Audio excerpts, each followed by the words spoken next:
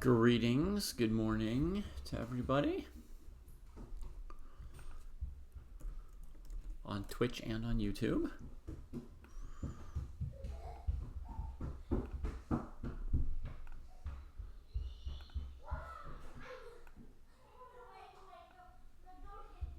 Okay. Now let's check. Probably not correct here. The links in the play command. It's going to be in 4 rating sections today. So let's see what I can do about it.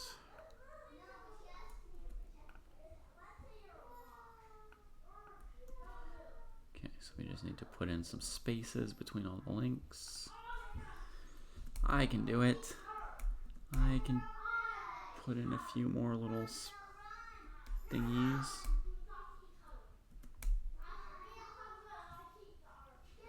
La la la.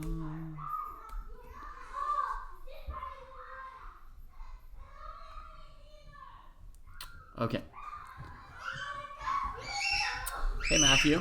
I heard a rumor Kostya was maybe in New York.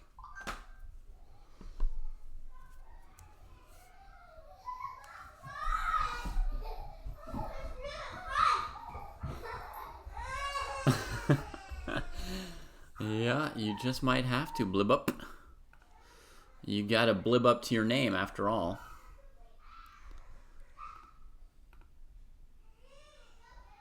Alright, so here's the Chess Dojo Club. It shows upcoming events, these arenas. Good, good, good. They're all there. Let me click on one of them. Oh wow, you saw him at the Olympiad over in Budapest. All right, to all my dear under 1000s, I have split today's tournament into 4 sections instead of 3. It's maybe a bit hopeful on my part, but I'm hoping that we can have some more precise rating sections and some good competition without any of those pesky professional players trying to beat you down.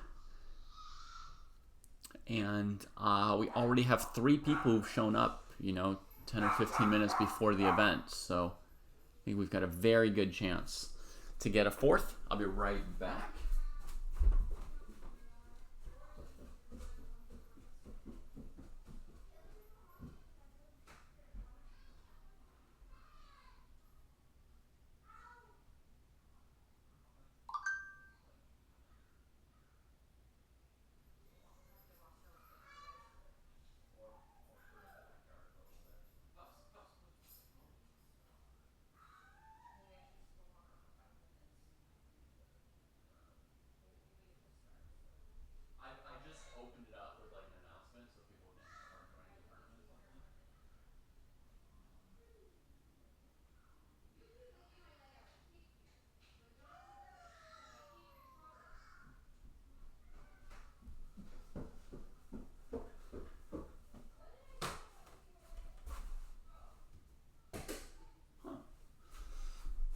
Oh yeah, there's the 4th.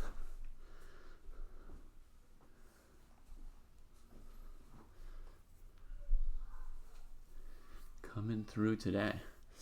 I don't know where he might be coming through today, Matthew Bailey. Oh man, I'm feeling really justified here in making a separate under 1000 section. This is going to be great. This is going to be super great. All right, let's see if the other sections are doing well also.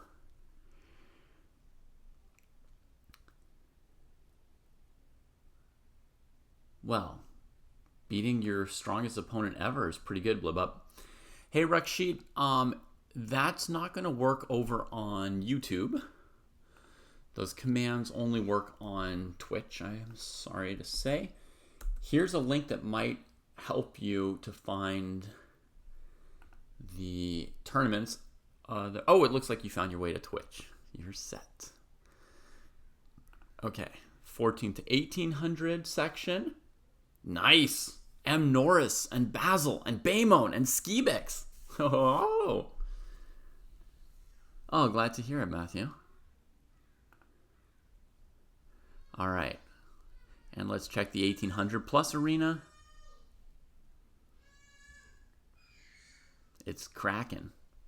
There's some strong players over there in the 2000 plus, in the 1800 plus, as it should be. In fact, they're all over 2000 at the moment. Ha! All right, and then, so the only arena that's not set yet is the 1000 to 1400. Needs one more player. And then, of course,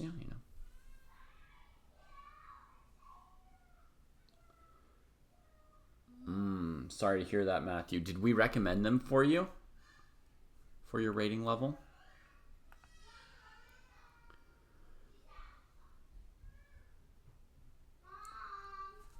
Elle est sortie avec le chien. Elle reviendra en 5 minutes.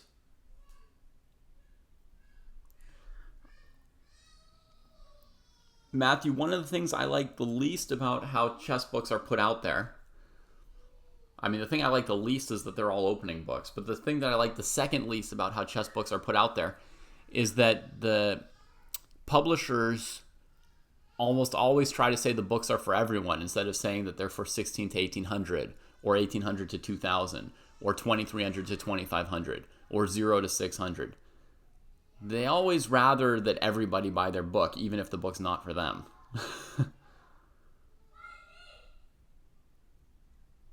Nice, Chess Sing. Glad to hear it. And it's fun to have you here with us today. You're welcome to just pop in once in a while.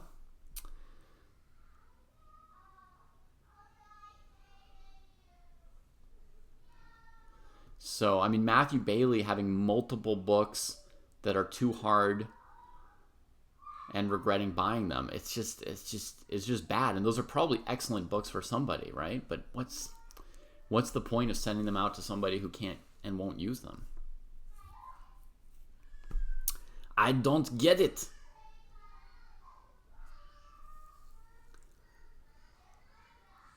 Hey, Scotty. Hi, friend.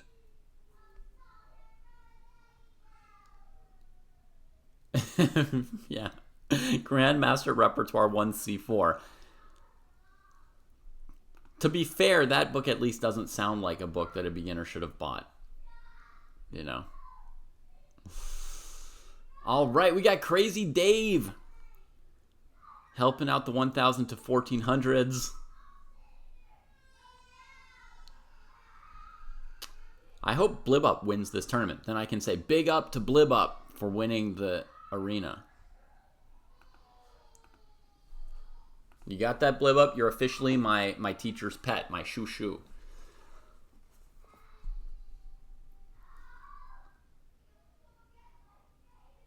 You've got some chessable courses that are 1,000 above your level. Yeah.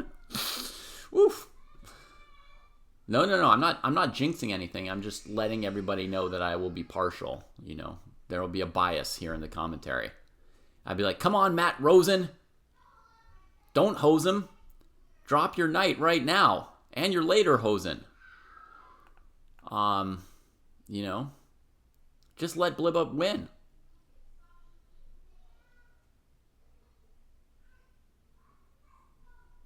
Oh, but M. Norris is partial to Matt Rosen, so M. Norris wants Matt Rosen to win.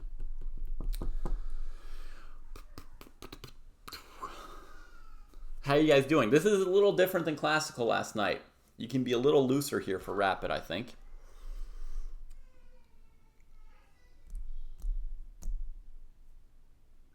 Falgry, how you feeling? Your section's looking good, right? We got enough under 1000s to make a whole tournament out of you. And should be good, huh? Section looks great. It feels very accessible and welcoming for anyone rated, 400 to 900 or whatever to come on in. Hey, Tim C. As long as the tournaments hold, you can join at any point in the 3 hours that the tournament lasts. The tournaments are going to kick off in 3 to 5 minutes. I think I staggered some of them by 1 minute, the start times. As long as there are 4 people in the tournament when the chess.com bell strikes, the tournaments will hold, and then people can always join them later, as many people as want to. If we have less than 4 people at the start time, then chess.com cancels the tournament. So that's the one little trick. But it looks like we're okay at the moment. Oh, yes, Oscar. All those points you've collected all week long from the pool, you can now bring them back to your friends at the dojo. Perfect.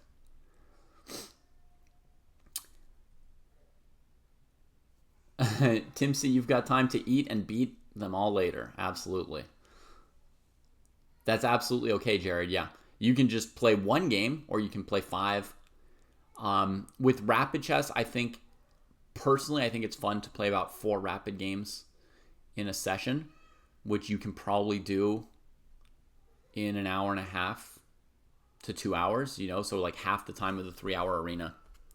I just, running it like an arena allows anybody who wants to join later, which I've been finding is a big advantage over running it as a 4-round Swiss like I used to.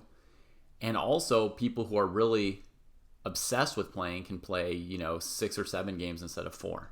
So, good morning, Ryan. Yeah, you fought like heck in the previous tournament. Take a break and watch other people blunder their pieces. We've got Galrav in chat. Hey, Leviathan. And Melt Like Butter. The number of rounds, there's no specific round times in these arenas, Melt Like Butter. It's just whenever you start a new game, it starts a new game. You need at least 4 people for the tournament to hold Oscar Chess. So 7 people is fine. You guys will have a tournament. It'll run for hours. More people will join you over time. All good. It's all very good. Oh, shoot. But Blibup and Matt Rosen and Sully lost Crazy Dave. So actually, from 1,000 to 1,400, we need 1 more person to join in the next 2 minutes. Is there anyone between 1,000 and 1,400 who could play 1 15-minute game so that tournament holds? And then you can just stop. I think the way an arena works, you have to click a button to get paired for your next game. So if you play a game and you finish the game, I've done this a bunch of times, but my memory for visual stuff and cues is really bad. But I think after you finish a game, it doesn't automatically pair you for another. It gives you some kind of a button, like whether you want to go to the next game. Oh, Crazy Dave is back. We are set. Beautiful. Beautiful. And over the course of the arena, plenty more folks will come through at some point.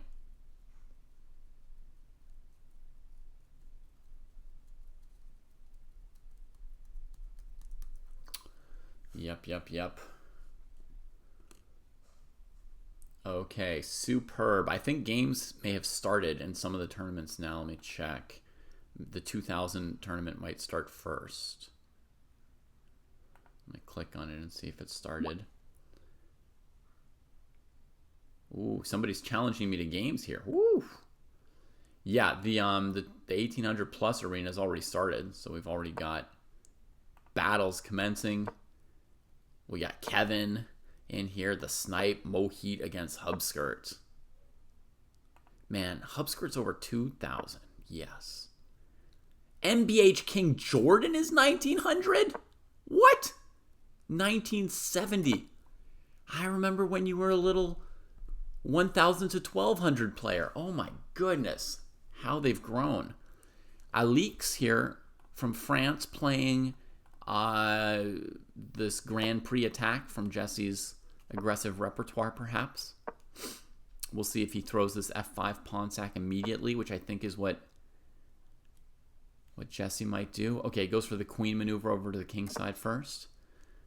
Makes sense. Then throws the pawn. All right. So black's got some counters like d5 and knight d4 and so forth. Greetings, Président Noir. Welcome in to the tournament. Oh, shoot. Let me grab my water or this is going to be... Or I'm going to flub the whole thing.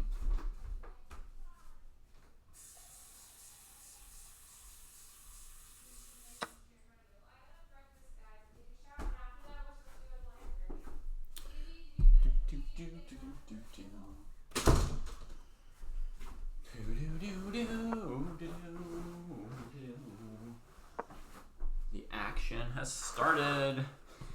The pawns are banging. The queen's headed towards the king side. We've already got somebody trying to checkmate. We're about 60 seconds into this arena, and Alix is ready to end the first game. To everybody whose games are starting, good luck to all of you. 1400 to 1800 is probably started by now. 1000 to 1400 probably starting now. Under 1000 starting in a few seconds. So get ready, get set. Enjoy your games. Mute the stream while you play. Try to monotask. That's my number one. I've got mono suggestions for you, and it's to monotask. And then between games, come hang out. You know, I think the wrap is a little bit relaxed and casual. Come hang out once you've played a game.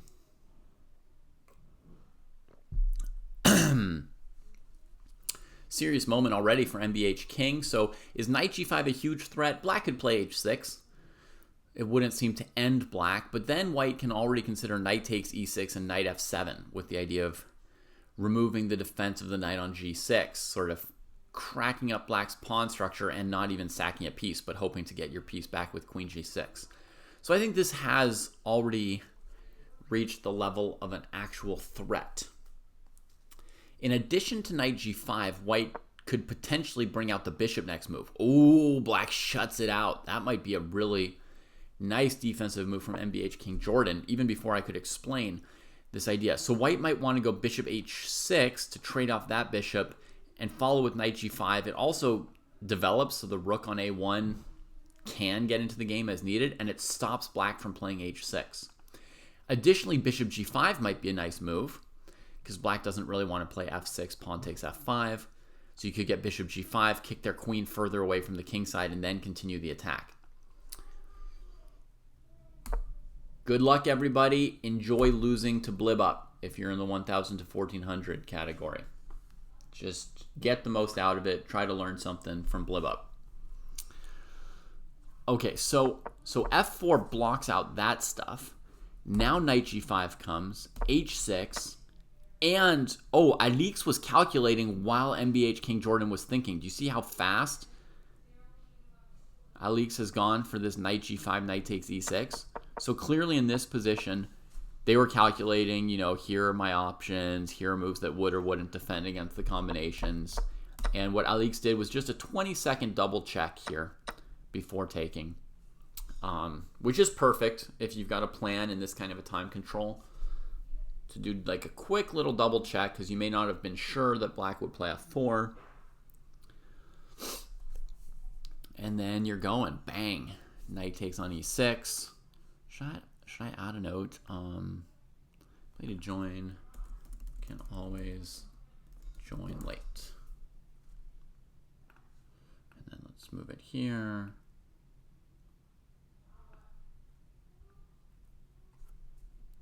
Okay, so now anybody who comes in knows that they could still play if they like to. All right, so bishop takes e6. We're going to get bishop takes e6 back from white. And then the queen will take on g6 after fe6. I think black should play fe6 because this bishop is way too good to leave it alive. You know what I mean? And white's threatening queen takes knight anyway. If you play a move like knight e5 so the knights link up and defend each other, this bishop's too strong. It goes somewhere like d5 and it rakes your king side and your queen side at once and you can't oppose it. It's just too good a piece. So I think positionally black has to take it, let the queen in, and then, I don't know, maybe queen f6 to come defend this area. Oh, problem is we might drop our f-pawn then. But if we don't open the f-file, we'll probably also eventually drop the f-pawn, right? Like some position like this, how is black going to defend that pawn? Or maybe we've got to move. Yeah, fe6 played. Okay. So now it is tricky. This pawn is looking double attacked. My first suggestion for black was queen f6, but potentially the thing one might not like about that is that now we play the endgame down a pawn. On the other hand, if you play e5 defending this, then white gets this square for the knight, which almost feels worse. But maybe a pawn is more important than a square. Who knows? But MBH King Jordan played my first thought and instinct here. We get the queen trade from Alix. Alix is going to win a pawn here. And then maybe MBH King Jordan will counterattack the soft underbelly on c2 with knight to either d4 or b4.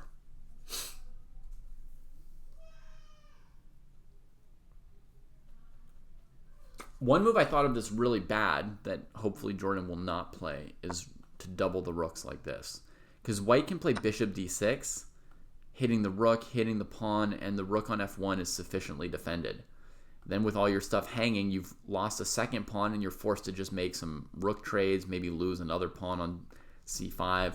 This is just really, really a disastrous mistake if it happens. Oh no, it did. I have to say, like MBH King Jordan, the move occurred to me. There's something about it that jumps into one's mind. And yeah, that's... MBH King Jordan calculated more than Alix or I. And Alix played the game way too fast. Casual like me. Just blabbing away about other people's stuff. Oh my goodness, this was absolutely... The bishop was hidden by the rook on f6, right? And I fall for my first back rank mate of the day, along with Alix. Alix and me, shame on us. Hein? On aurait dû réfléchir un peu plus longtemps. Tous les deux. What was white supposed to do about this threat? Oh, it's a good puzzle, actually. It's a good defensive puzzle. So I'm going to grab it. PGN, grab it. Put it in my puzzle list.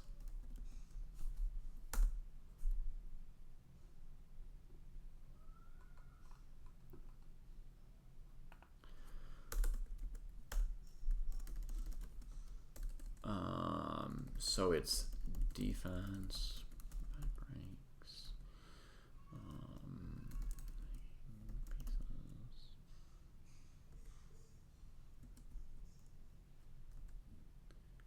And what level would I say? Just because defensive tactics are harder for people than offensive tactics, I'll give it a reasonably high rating, this puzzle. Okay. Nice suggestion, Ryan. Unlike me, you would not have gotten yourself back rank mated. Bravo. Okay, so that's one game in the books, right? Boom. Man down. Let's go to the under 1,000 arena and check out a game there. We're going to rotate around between different arenas throughout. So let's check out a game by All Your Base Are Belong to You.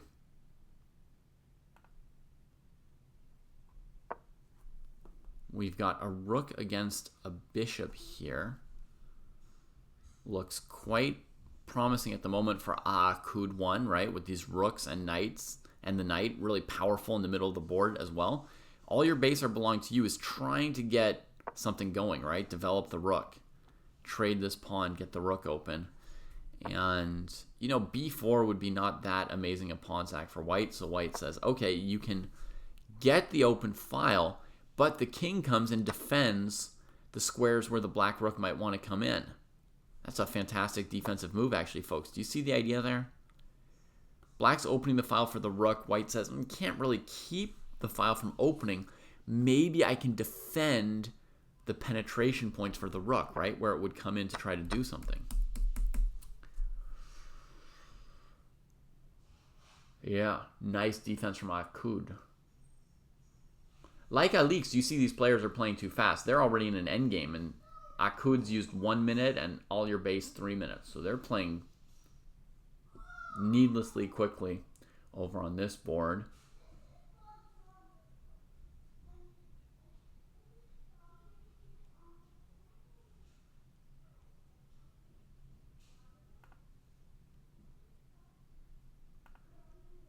To open these other games to see what kind of positions they have. Ooh. You see, these players have used about the same amount of time, but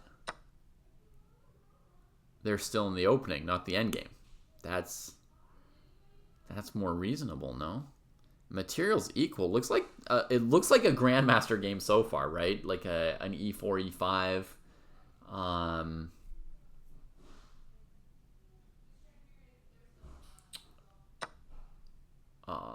What's the opening called? An Italian game, probably.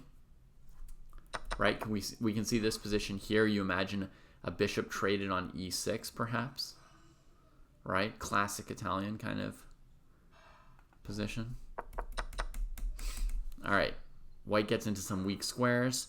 Says no castling for you. That's why I've traded your doubled pawn, was to harass you on the squares that the doubled pawn was defending. Very piece play and not structural play by Remish, because White leaves this pawn isolated and says, you know, we're doing operations with the pieces. I think it's justified partly because the b file is open, so it's a position where the pieces can do a bit more. But we'll see how it plays out. A nice defensive move from Anish.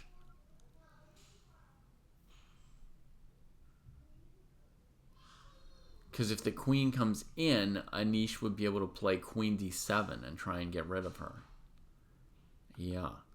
I have a really weird thought that queen a2 might be White's best move, and that's really slightly bizarro. It's not the first instinct that would come to you, but basically the bet. Oh my god!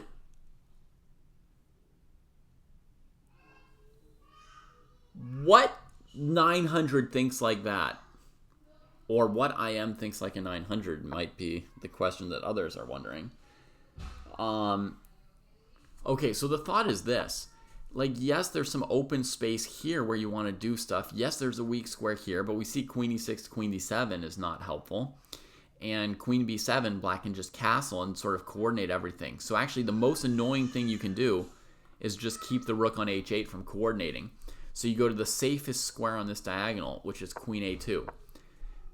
Queen b3, rook b8 is not so good, perhaps. And queen c4 is the second best square, but maybe in some case black can play d5 and tempo the queen. So queen a2. Holy moly, what a level. What a level of play. Exactly gefilte fish. Either d5 immediately or c6, d5 at some point. Queen a2 looks suspicious. You think I'm cheating on my commentary, Roxy? You think I got a cloudfish in my brain?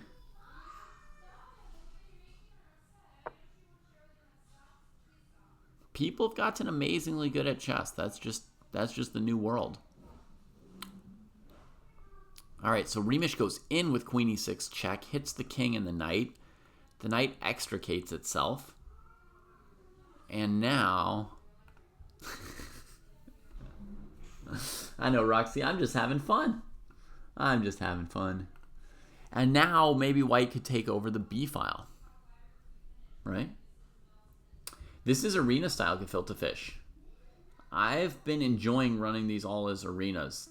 I don't know why I ran them as Swisses for so long, like for 2 years or more, but I like how the arena lets people show up at any time and join in later. Whereas chess.com allows so few late joins in the Swiss sections that, you know, I'm doing a show for 2-3 hours and,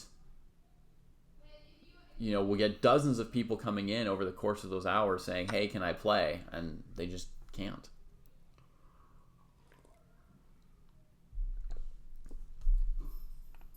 Exactly, Roxy. It's like everybody's Gukesh. I mean, we've got 900s playing mature grandmaster level Italian games, playing fancy, unobvious moves, taking their time. Look at this.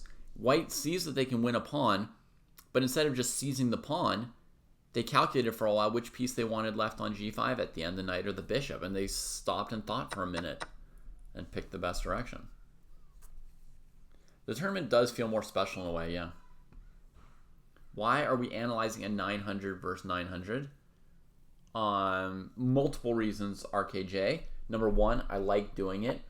Number 2, we've got 900s watching, and for them, there's something very instructive about seeing commentary on a 900 game instead of Gukesh versus Fabi or something like that at the Olympiad. I mean, I like doing Gukesh versus Fabi, as you guys know, but for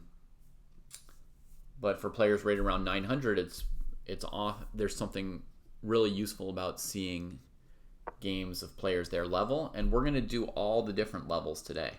The first game we looked at was a 1900 level game, and the reason we did that was, again, because I like it, but also because for 1900s it's a good game to watch.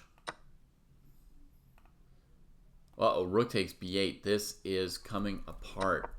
I mean, there's probably not a really great way for black to defend this position here, folks, but going to the open file actually precipitates black's defeat because black's rooks aren't connected and white's are. You see, black loses in 2 moves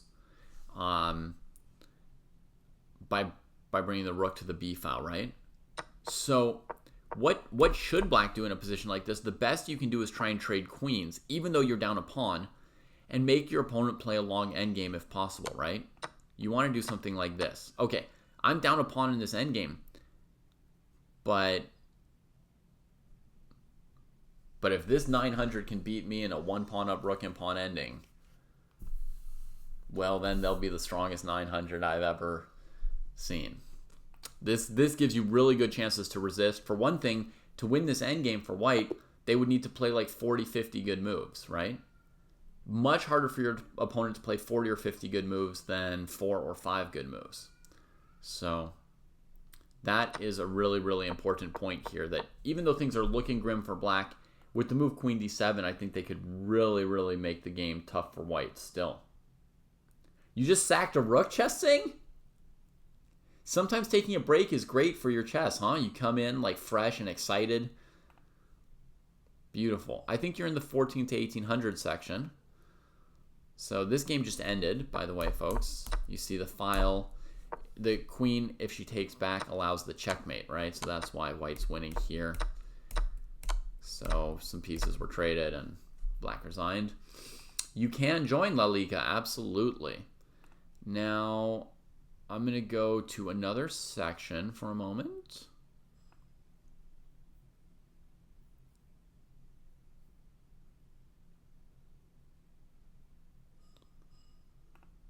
We go to the 14, 1800. And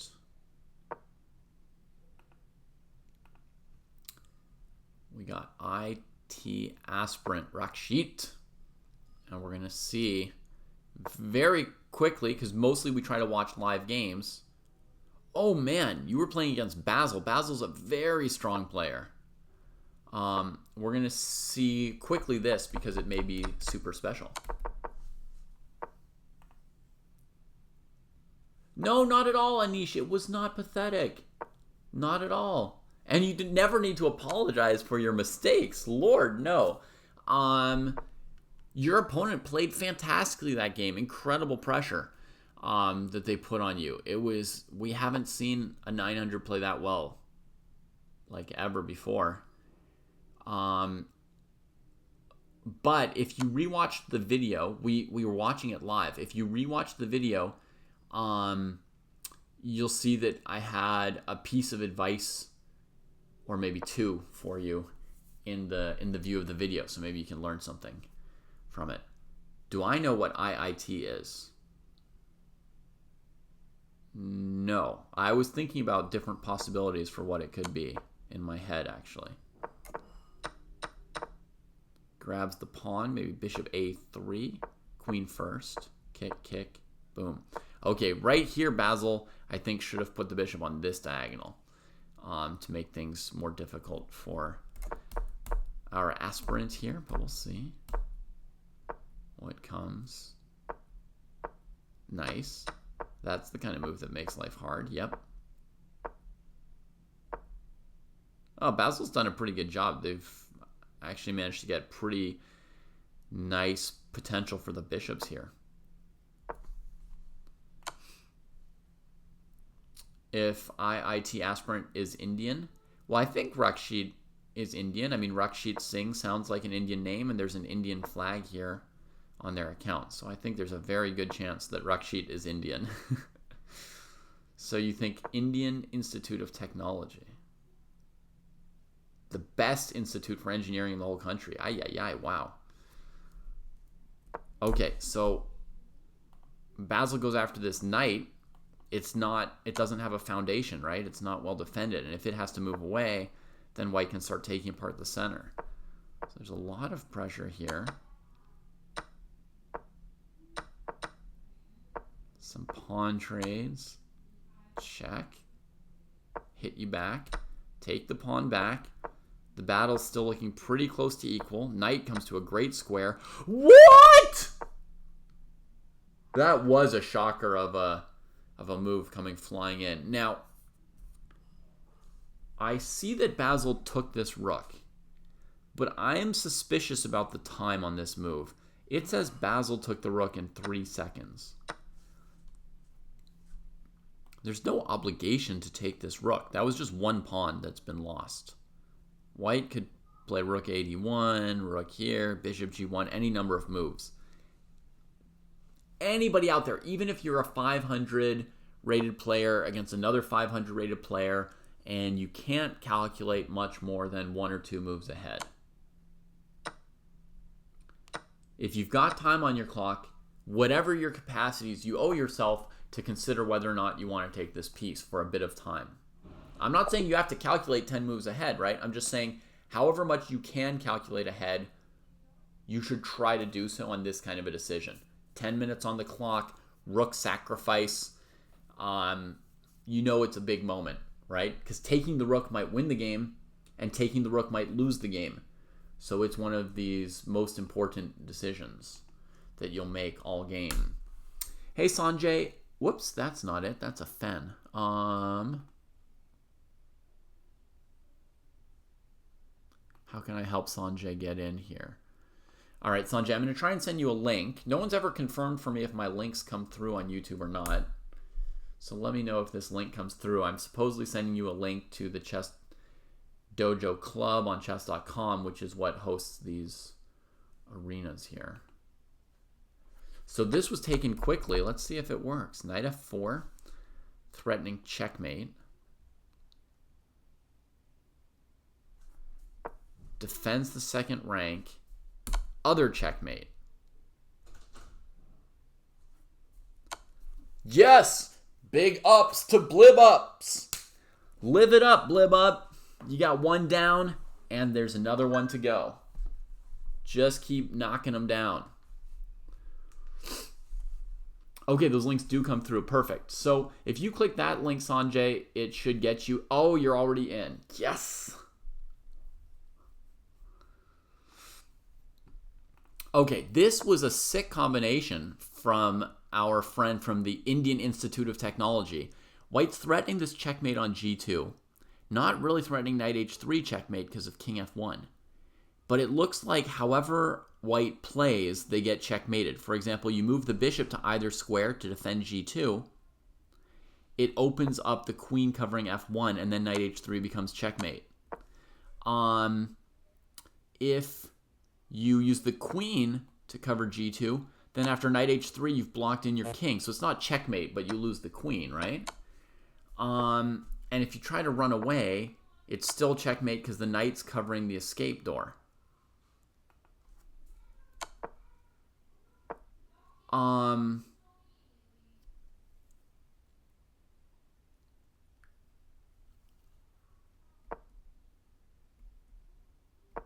Yeah, it looks like it was a sound rook sack.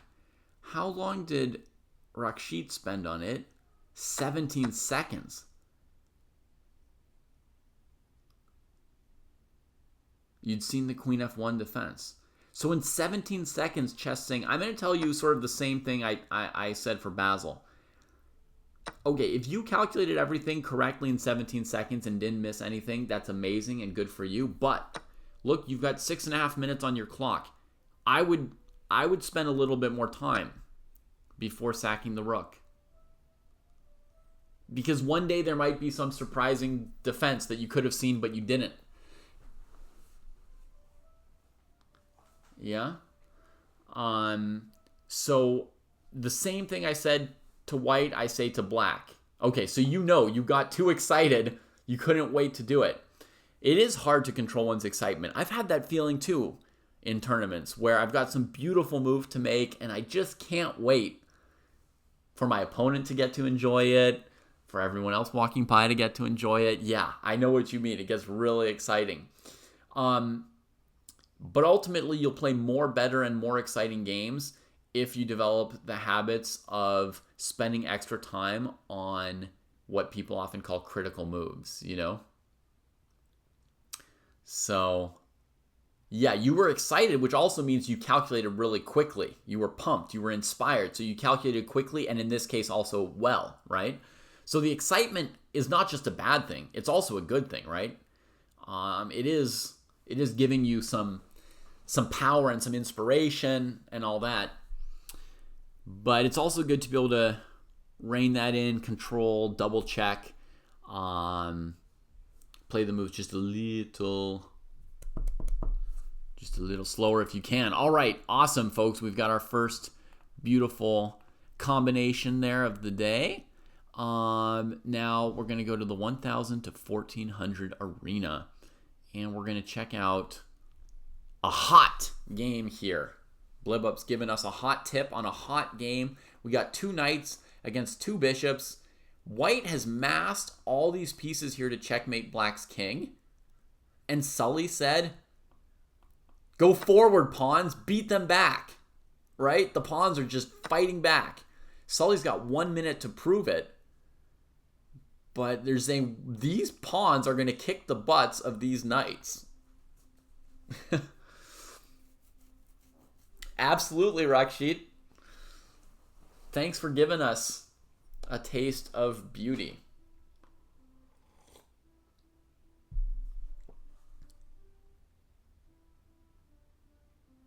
That's a funny story, gefilte fish.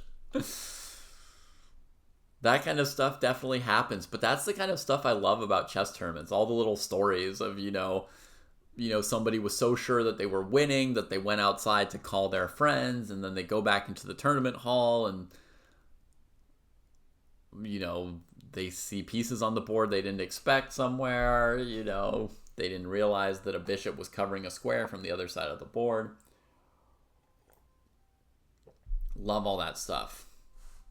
All right, Sully tries to overprotect the pawn, but in my opinion, Sully should have just kept going. Just kept going with the march of the pawns. Take out all those knights, right? Beat them silly. If there's any piece that deserves to be forked in chess, isn't it the knight? Don't you all agree? If there's one piece that deserves to be forked, it's the knight. If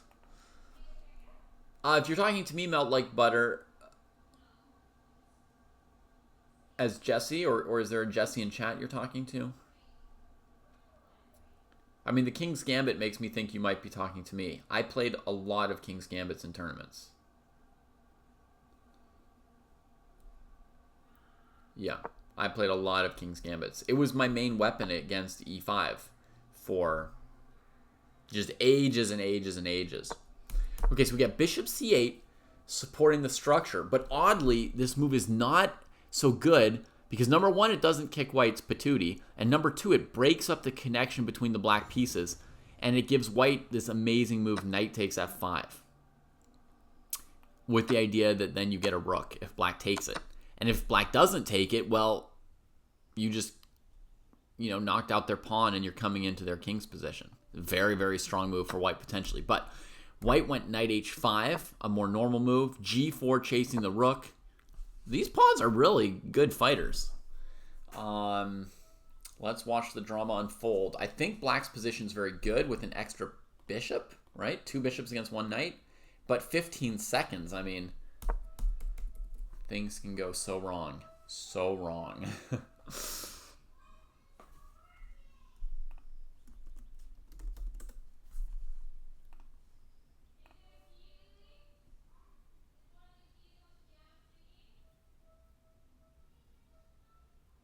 Viral Stigma is going to bet on white just with the extra time versus the extra piece. Yeah. That's what I've seen also in lower rated sections recently is when the players run out of time, even if they're up, a rook or two, they can't quite finish out a game at absolute bullet pace. You don't have a lot of people at this level playing with medium amounts of time. Normally you get people either playing super fast or super slow, right? The people who play super fast, they won't flag, they won't think much, right? They'll make some mistakes. People playing super slow might play great, but usually they'll just flag at the end. White had a powerful move here, queen g5, introducing lots of tactical threats. A checkmate and a knight triple fork kind of thing. h3. Oh, trying to get this rook through to g7. Tough times for black. White breaks through. Here comes an attack. White has to watch this square carefully. If you get too excited, that's when you get counter checkmated, right? Like people were talking about how they've sometimes gotten too excited when they saw a good move for themselves. If black had a knight hanging on a7, white might grab it excitedly and get checkmated. So what did white do here? Took the pawn off of h3. That's pretty safe choice. Black tries to cover the king. Excellent defensive move.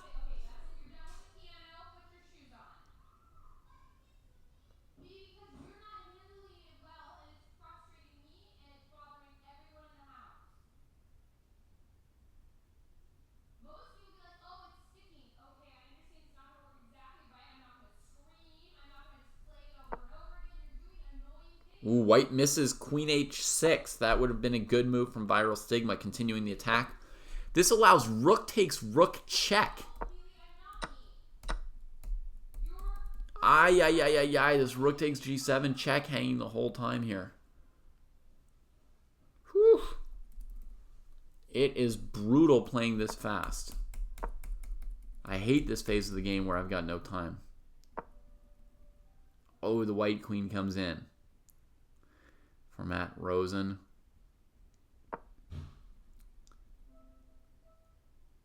What will happen? Queen check. Does white know that the rook's defended? Neither of them knew the rook was defended is the answer.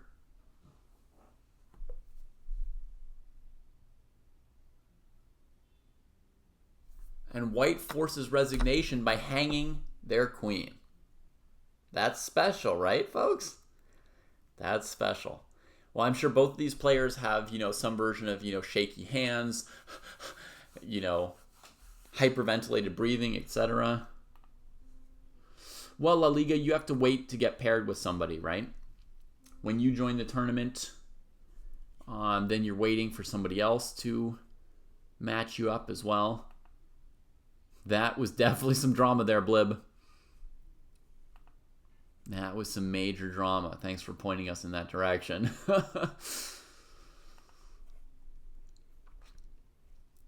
Filet gefilte fish enjoyed it as well. It was pretty nerve-wracking, which is both a good and a bad part of chess, right?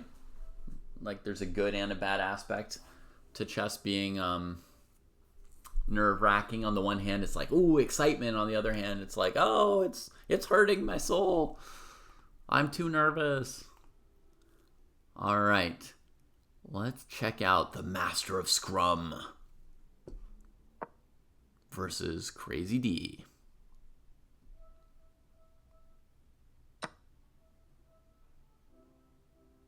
It's a rook versus a knight. And white had 2 extra pawns over on the queen side as a nice majority, but looks like in this tactics here, Master of Scrum cleaned up one of those pawns. So now it's really just a queen versus a knight. White's got a majority on the queen side. Black's got a majority in the center. Crazy Dave's got a tough choice what to do about the attacked rook because it's defending the pawn on b2, and you don't really want to give up this pawn. And especially, it could be scary to let black double like this. So it's kind of a moment where Dave really has to consider this.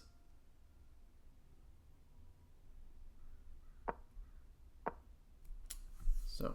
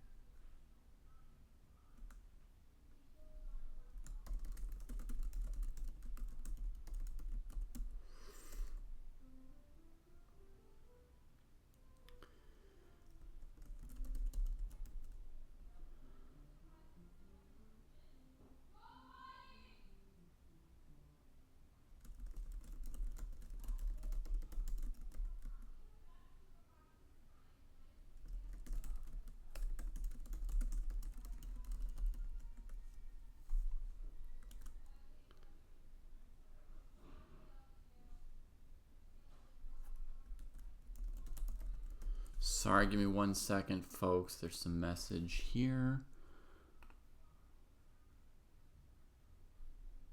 What am I trying to see? Schedule. Okay.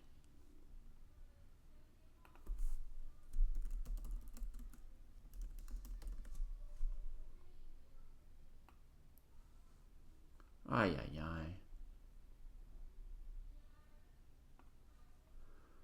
Okay.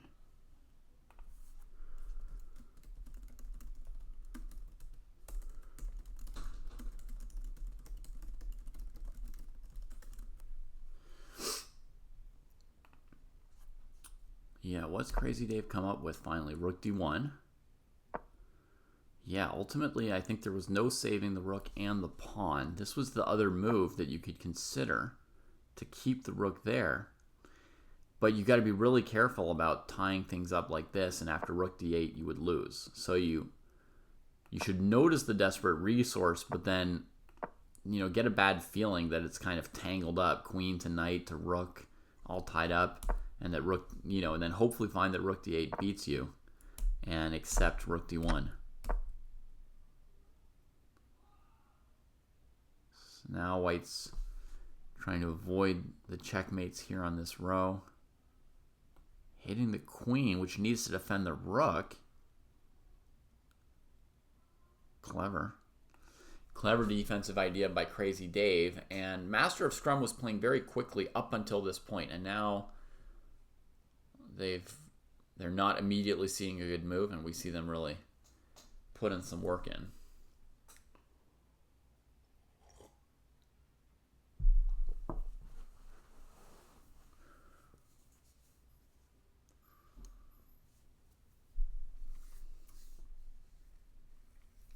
Hopefully the La Liga enthusiast has found a match by now. We've still got 2 hours and 20 minutes of arena. We've got a good amount of time here. Just like Master of Scrum used a good amount of time and found a good move. Queen e2. That's the only good move I saw myself. So nice work finding that.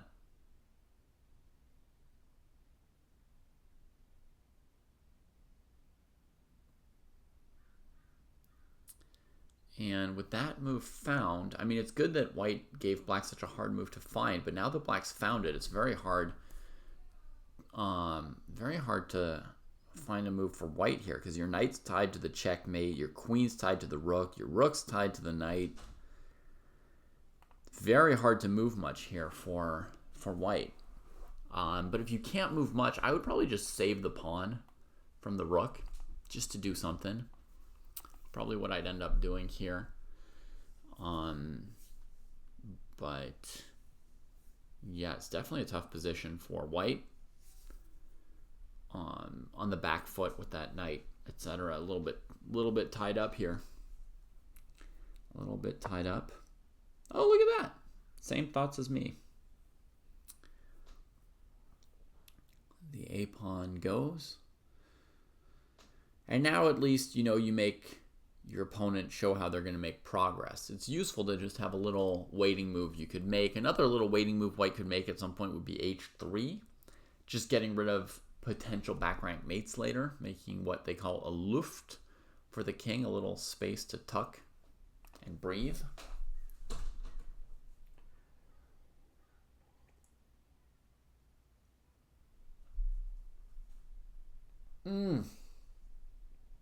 What a relief. My kids just left the house. It's the craziest thing. Within minutes I'll miss them. But when they're here, all the screaming.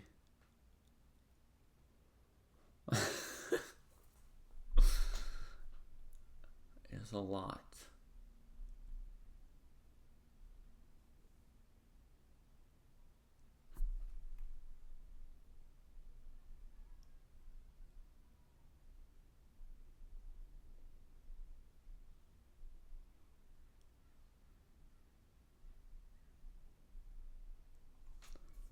Okay, look at that. Master Scrum using the same technique. Just A tiny little move, getting rid of back rank mates.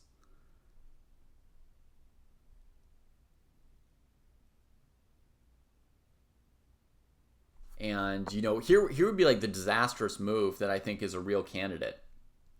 You know, when you watch a lot of games of different levels, you have a sense of like what kind of moves people are looking at and what mistakes are plausible or not. And this is the kind of move you would think of as black, thinking let's develop all the pieces. Let's get into take another open file, maybe successfully break through against this king on the second row. And then, of course, this move here. I wouldn't expect this in a classical game, but, you know, in rapid chess, stuff like this can happen, and then you're back rank mated by a little combination. So master of scrum playing the same h6 kind of move that I was saying I might do for white. It's slow, but sometimes chess positions require slow moves, right? Sometimes it's capture, capture, threaten, check, capture, blah, blah, blah. And other times it's just little like, I just played this tiny little move, improve my position just barely, and then continue with with my plan's next move.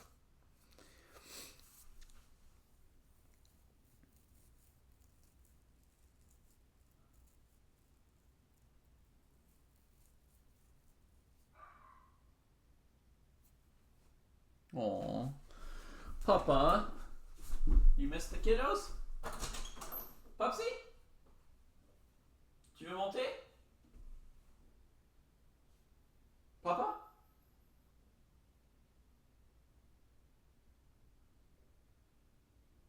Ça va, papa? Tu peux venir ici si tu veux.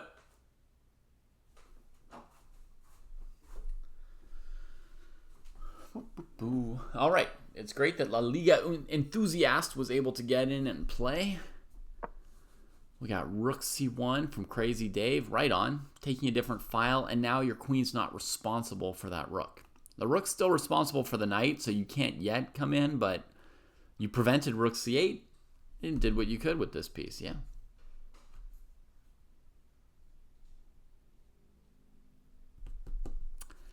Perfectly good move there, for sure.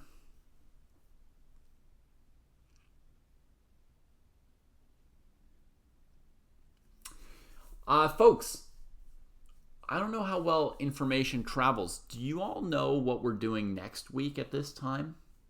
Next Saturday? No, Melt Like Butter. It's my third language. But I learned it pretty young. I learned it at age 4. So it's been in there a long time.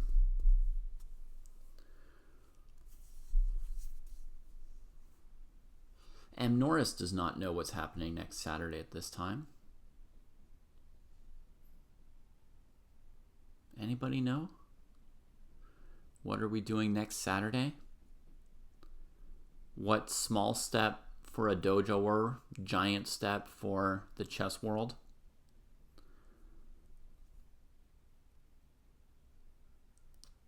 I started with English and German, Melt Like Butter. Those were the 2 languages that I had as a baby.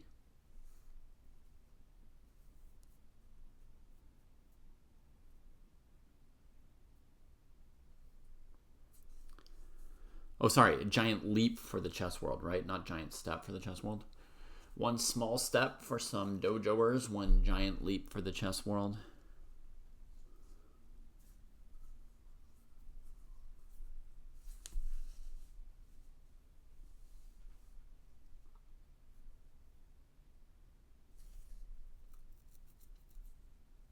Oh, these two are really using their time well ever since we joined them.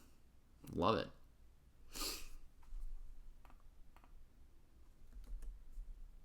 Hey, stay inspired. If you can click on that link and make sure that you're a member of the Chess Dojo Club, then there are links there to the arenas.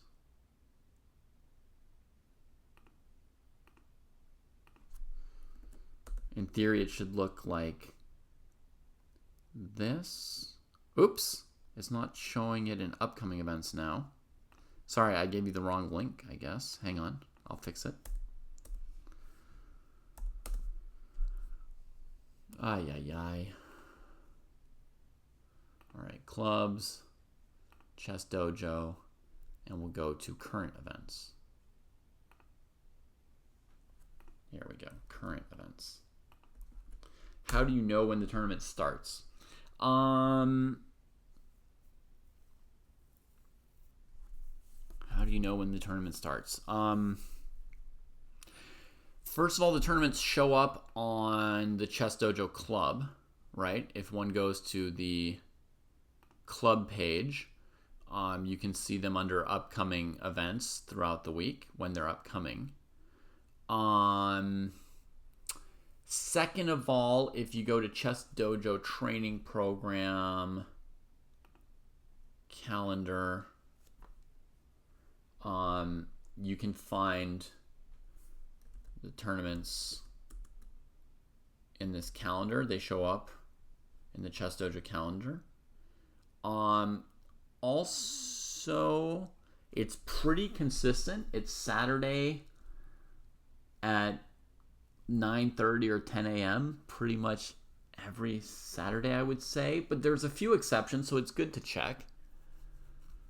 Every now and then I might have to do it on Sunday instead of Saturday because of family stuff.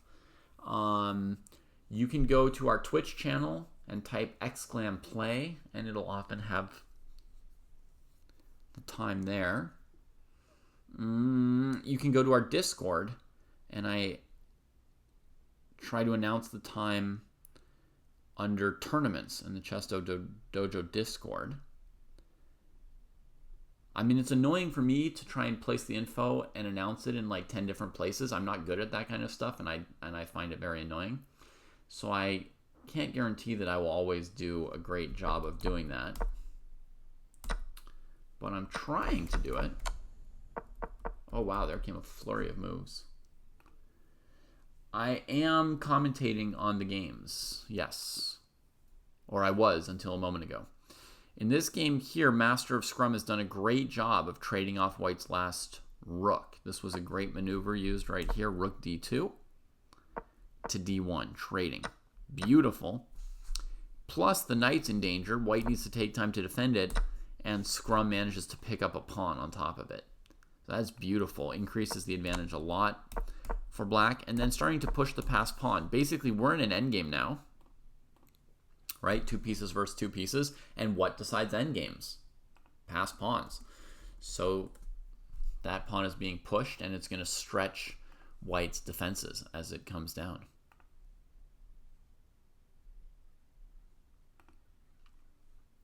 I try to comment all the tournaments, stay inspired, all the Saturday tournaments and the Friday night fights. But because these things occur on weekends, there's sometimes family stuff that's going to cause me to miss a week here or there, and I'm going to try and find some people who can replace me for commentary now and then, but keep running the tournaments regardless. So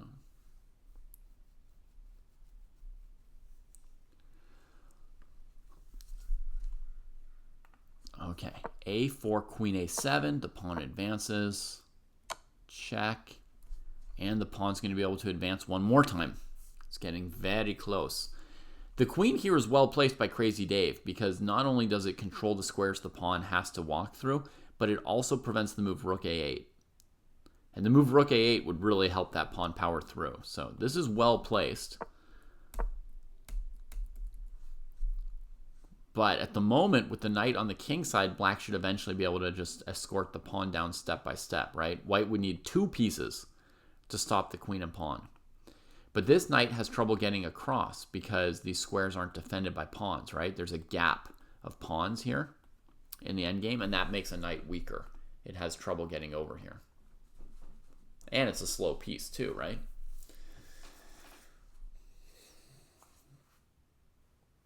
So White's running really low on defensive resources here, and black is really just playing a clean teaching game for us here in a sense. You know, really just showing us very straightforwardly, how do you push an advantage? How do you gradually but inexorably convert?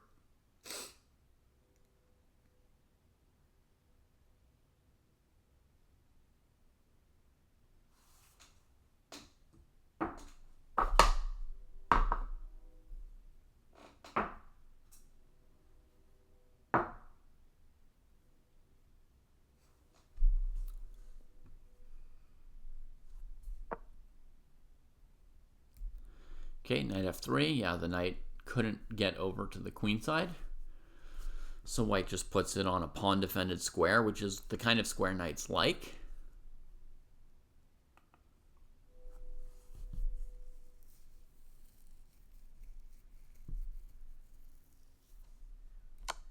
Queen b2 check, perfection. She advances, she controls, and if Master Scrum successfully queens on the next move, we will move on to another game to watch, because this one has been done. Crazy Dave agrees with us. Very clean game from the Scrum Master. Very clean. All right, we go back to here.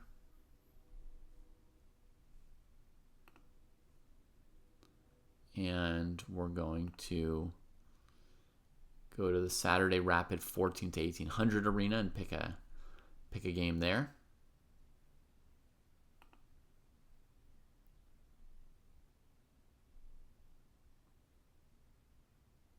Some good choices. Let's check out a game of Doozers. We have not often seen Doozer play, so we'll give Doozer a little commentary out here. So it looks like a Benoni kind of structure here from black, characterized by the pawn majority on the queen side for black, pawn majority in the center for white. F4 and E5 is kind of the big plan for white, and the general advance of everything on the queen side, the big plan for black. Knight C4, looking to trade pieces, or at least just block this pawn. Black trades and brings in the next piece. And we get here.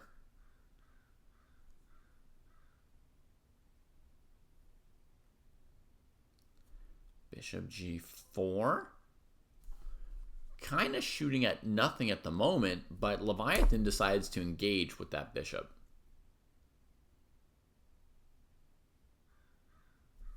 It's true that for black, it's a little hard to advance the majority here, so it's not obvious what the plan should be. Normally, black does not love fighting on this side of the board. This is the area where black's a little bit weak. Here, of course, there's a tactic that pawn takes, pawn loses. But still, you might regret playing this move more than you enjoy it, even if tactically you're able to play it, right? So we'll see how that goes. The other rook comes over. Black's trying to put a lot of pressure on E4 pawn here, clearly. And Doozer is going to stop and take a think, I imagine. Stay Inspired asks, which one arena should I play so that you can commentate on my game, sir? You should play the arena that corresponds to your rating. There's not one arena that I commentate. I skip around between them. So you should play the one that matches your rating. They're divided by ratings so that you play with somebody who's appropriately strong so you can't tell if you're going to win or lose. It's a really fun, a critical piece in the recipe of fun that is chess, in my opinion, is not knowing if you're going to win or lose the games you play. All right, Doozer switches the queen over to the king side. Doozer sounds like a startup, doesn't it?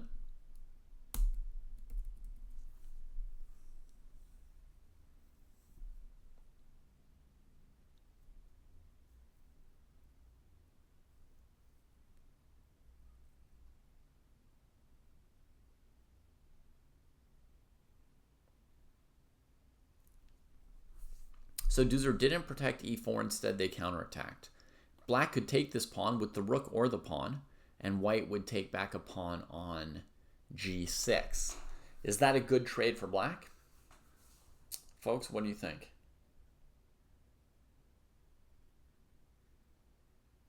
Filet Gefilte Fish points out that with these opposite bishops, someone will get hurt. Yeah, in the middle game, opposite colored bishops absolutely are characterized by people checkmating each other.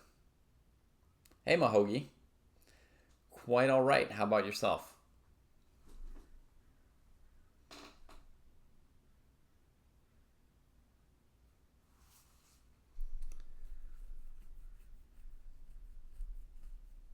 Have you been playing any games of a Tuesday night?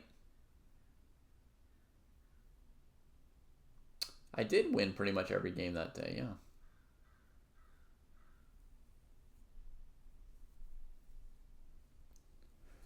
That can happen occasionally. The other happens as well, you know, where I score 1.5 out of 10 sometimes.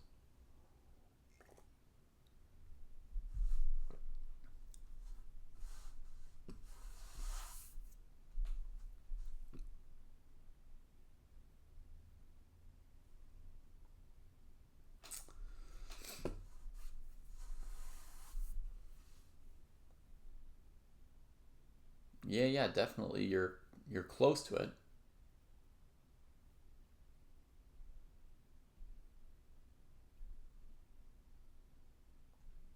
Yeah, thinking feels good, doesn't it? Thinking can feel really good.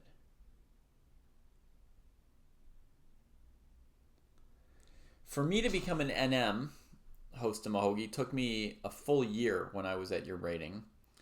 And it only happened after I gave up on becoming an NM.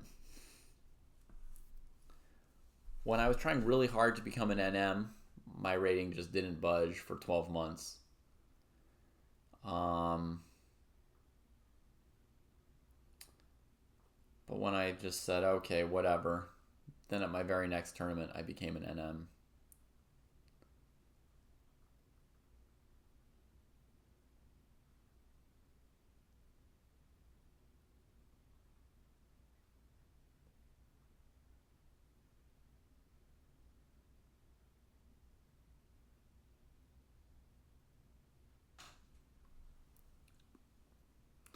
I don't know if I stopped caring, but I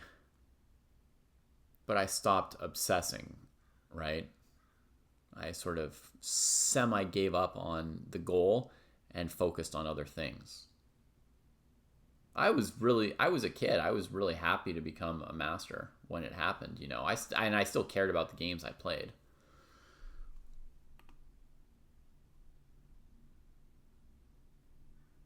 You're a boomer. Stay inspired. I couldn't tell. Well, basically, what happens is your opponents are humans. They're not robots. So there's not just a bot waiting to play you the moment that you want to play. Basically, there's a bunch of players. Many of them are already in games. Other people are joining at random times. So when you're available for a game, you have to wait till somebody else becomes available, and then you will get paired by a computer algorithm thingy. So you just wait. On average, it's going to be 3 to 5 minutes to get a game, I think, because you need someone else's game to finish, and then you to be the next person to get paired by rating, or someone else to join. And the algorithm waits a little bit to try and pair you with somebody close to you in rating if it can. So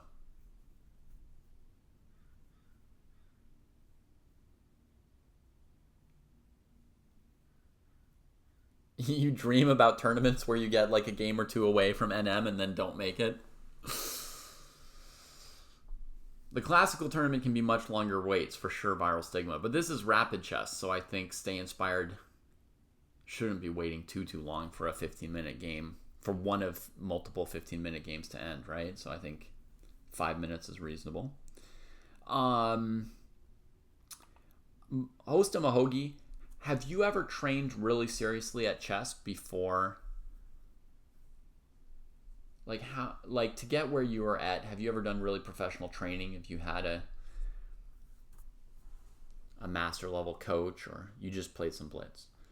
So I tend to believe that if there are ways of studying that you haven't exhausted yet, and then you do those good ways of studying, there's sure to be some room for you to improve or go up. So given just that simple thing that you're telling me now, it seems to me that grinding the dojo training program would guaranteed be able to raise you 100 to 200 points.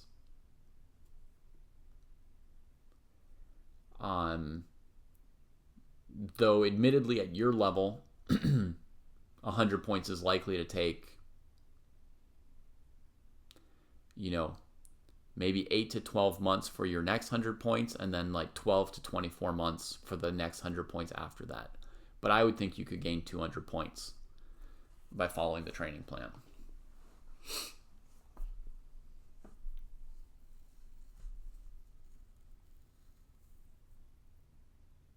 Right. So Connor McChicken, similar thing, right? If you're up to 1700 off just playing a lot of games, which is a great way to get started, right? But if you're up to 1700 just off of playing games, then if you do some useful training and study, surely you could gain, two more levels beyond where you are at the moment. I'm not sure if the NM title exists in France, actually, Roxy. Nobody that I met in France said anything about national master titles. Either that they had them or didn't have them. Yeah, you're welcome. Stay inspired. I hope that you're in a game by now. If you are in a game and you're listening to me, you should mute the stream so you don't listen to me. By the way, the answer to this question from ages ago, folks, was that black should not trade the e-pawn for the g-pawn. Black should defend their pawn. Why? This pawn on g6 is helping to control white's light squared bishop and defend black's king. It's a very, very important, valuable pawn for black. This pawn for white is under fire and is likely to be weak or killed sometime soon anyway. I would have played king h7, though, because queen f7, we're lining up our king and queen on a diagonal. That can't be good tactically for our health. So I would play king h7 here as black.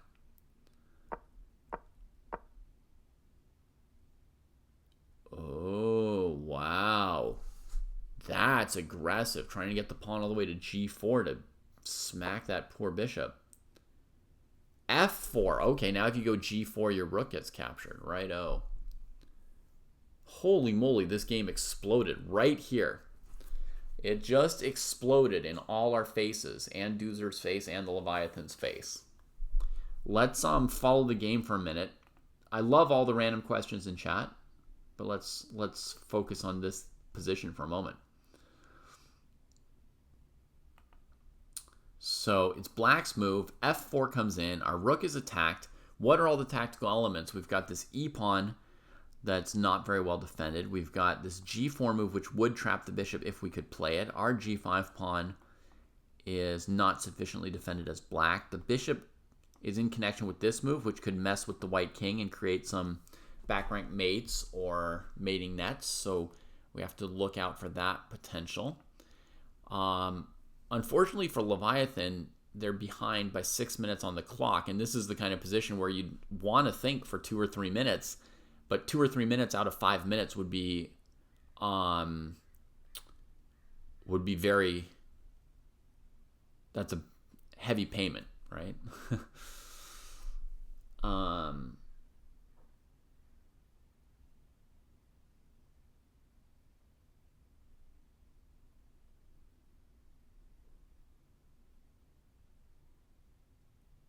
Yeah, Blib Up. I was in France for a full year with the whole family.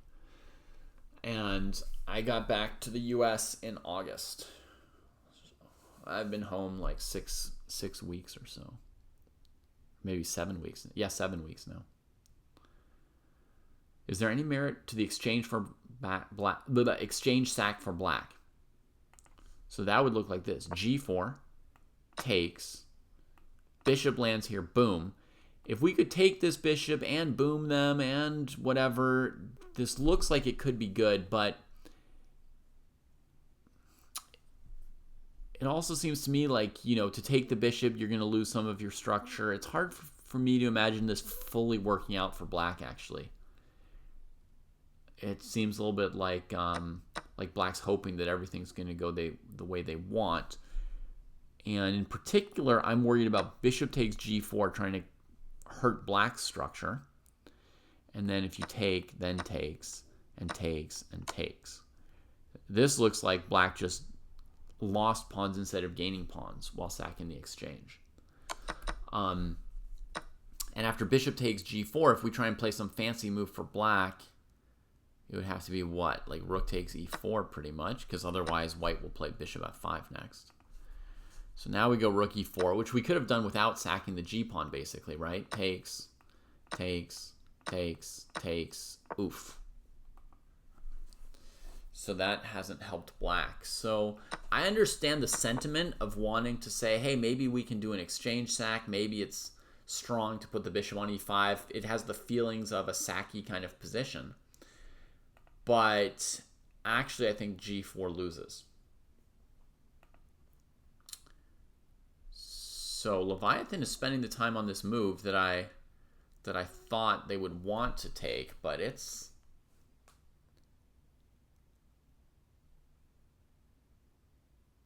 getting really low. They're going to have to play what's still a pretty complicated position in 1 or 2 minutes from here on. I think they pretty much have to move, and I would go for probably the simplest move here. Pawn takes pawn, hitting the queen. But I think their horror is that white's going to play bishop e6 in a moment because of that queen f7 move. To the random questions, is it important to have rest moments in training? Yes, is the simple answer. There should be some rest now and then. But that depends on the person, and it doesn't need to be a lot. I mean, I trained 10 hours a day in chess, 7 days a week, for months and months and months and months without breaks, and I was perfectly happy. There was no burnout. I enjoyed it. So depending on the person, you might not need much rest, but you might enjoy some rest. There's good things in doing other things in life as well. And how did school go for my kids in France? It was great. They went to a French public school. Ay, ay, ay. Ay, ay, ay, ay, ay. If you take the final rook, then bishop e6. If you don't take the final rook, you're down a rook.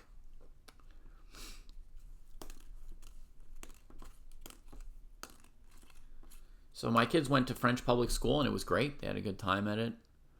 Do you guys see how much the move queen f7 cost in this game, by the way? It may have seemed like a small detail when I mentioned it over here. Small detail maybe, right? Like, well, I would have defended the pawn like this just because of this. But 3 moves later, it literally just won or lost the game, right? Just setting up the piece on the wrong square. And white does something simple, just a cleaning up move, so the pawn won't be hanging on b2. Black undertakes something. Boom, f4. Surprising move. And before black can get in g4, white breaks black's structure down. And that was GG. Black resigned because they saw this. How did I manage money when I was a chess player in my youth, Melt Like Butter? Or in my young adulthood? So I became a master in high school and started teaching chess. And by the time I was in college, I was teaching private lessons for a pretty good rate at the time. Honestly, not much less than I make now, and it was 20 years ago. The money was worth 4 times as much.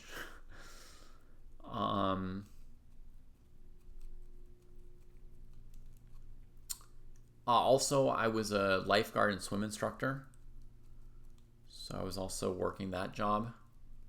And then when I finished college, that's when I started really. Then I had a period where I was sort of a professional chess player, despite not being good enough to be a professional chess player, I guess. But I was a professional chess player anyway, and I played in tournaments and studied all the time. And yeah, within those 10 hours of study, I probably usually taught 2 chess lessons, and that was enough to make a living.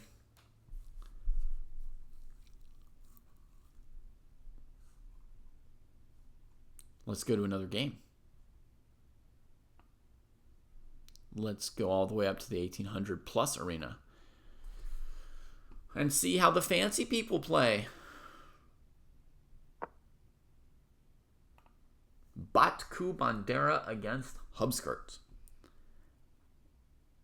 Well, we're rather deep into an endgame here.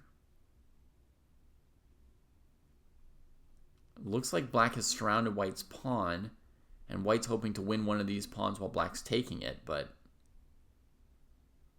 hard to make progress. Hi, Soren.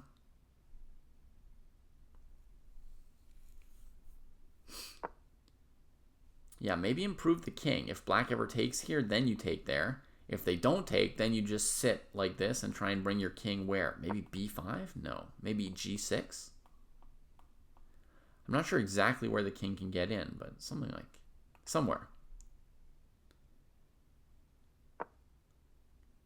You'd rather watch Mahogany play? All right, I'll look if Mahogany's playing. Right now, we're going to watch this crazy 10-second blitz off in the end game, and then we'll pick a real game. I was in Manche, a department of Normandy. Black won by resignation? Oh my god! Look at that tactic, folks. Oh. Devious from Hubskirt, who was the player defending. You know, you have to look for your chances when you're defending. That's a trap. Rook takes b6, and if you take here, the rook can save itself as well.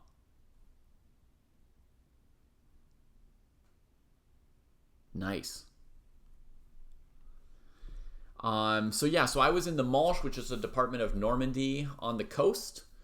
And so just at the edge of, I guess, the British Channel, not far from the Mont Saint-Michel. In fact, the old town that I was living in was built by the British, not by the French.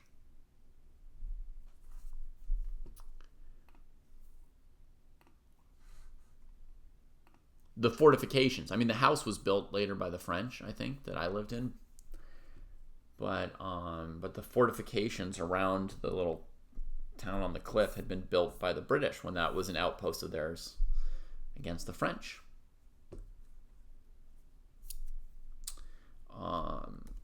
Let me just stick this in me puzzles.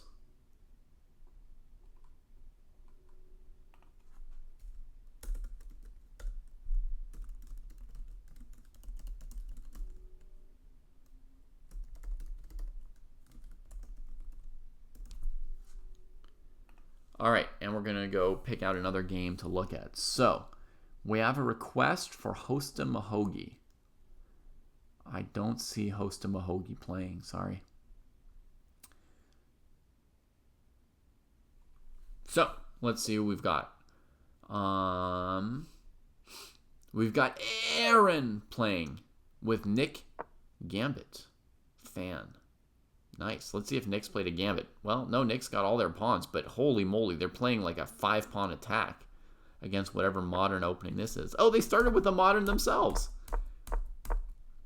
What's Aaron been doing while white pushed 10 million pawns? Oh my god, dancing a knight. It's like an Alyechin. Ah! What a position. I don't know whose position is good. It's hard to keep track of whether either player ever got ahead here on time or who's going to get exploded. Basically, white's center will either smother black or get collapsed, right? So it's a very controversial position. Something or someone's going to give. Black is pressuring e5, I think, attacking it 1, 2, 3, 4 times against 3 defenders. So if white just develops bishop g2, black's planning to take on e5. Hard to believe white's smothering black. It seems like there's going to be too many exchanges and most of white's center is just going to disappear into trades. Filet of gefilte fish betting on Aaron. Maybe I was wrong to call it controversial. Maybe it'll become really normal in a second, you know? Like white will trade, hitting the queen. Black will take back with the queen. White will trade on g7. Black will take back. White will play knight c3 and takes on d5, queen d5 or something. I don't know. Maybe it'll just become a normal-ish position other than this pawn not being on f2.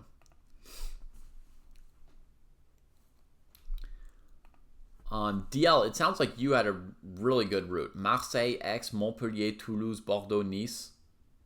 That sounds very, very nice. I visited on this trip Montpellier and Bordeaux. Enjoyed both. I wanted to go to Toulouse, but it didn't happen. We didn't get to do everything we wanted to. Did you have any favorite spot among those spots? Like, was there any place that seemed like I don't know, either really fun or like a good place to live. Because I feel like one day in my life I might like to live in the south of France. Normandy was really cold for 6+ months.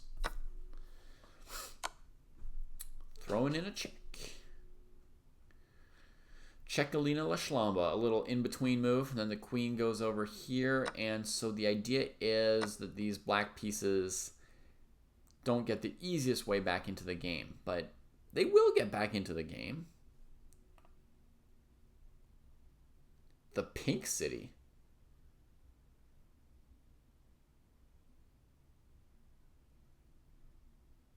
Marseille would be a good place to live. Cool. I think I've never been to Marseille in my life. Okay, knight untangles this way. That makes sense to kind of cover the king position more. For some reason, I was thinking that Aaron's knight was going to go to b6 to contest this pawn chain. But now I realize from here, you're contesting the same main square, plus the king's a little bit more covered. So that, I think that's the best move, probably. That's my instinct. There was a lot of great stuff in Normandy, for sure. Great farmer's market. Good breads. Good, biscuits and other things like that. Really, the only knock on Normandy was that the winter was nearly 7 months long, I think. Which is a really long time. Like, my whole family, basically, we became sickly by the end of the winter. Truly.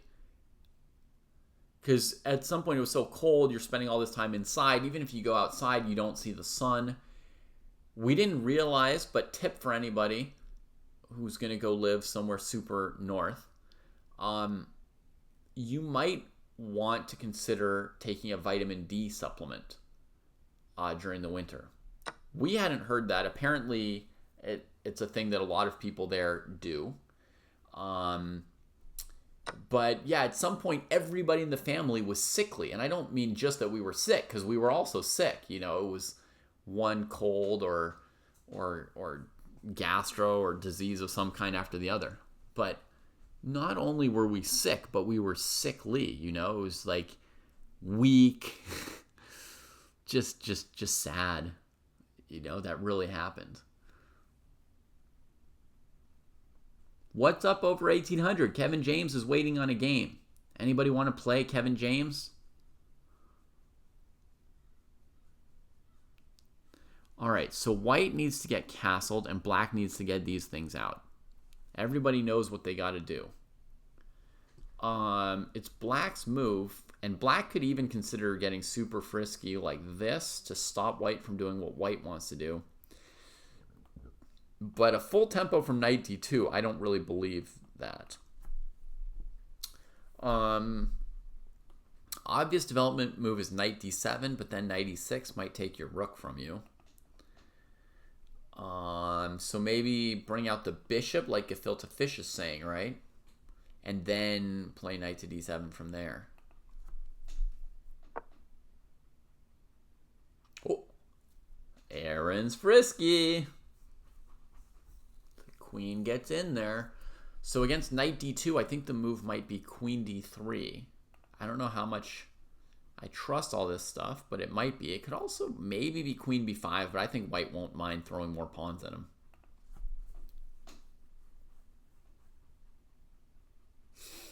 Yeah, Gefilte Fish, in your suggestion of bishop f5, I just want to confirm for you your thought about h3.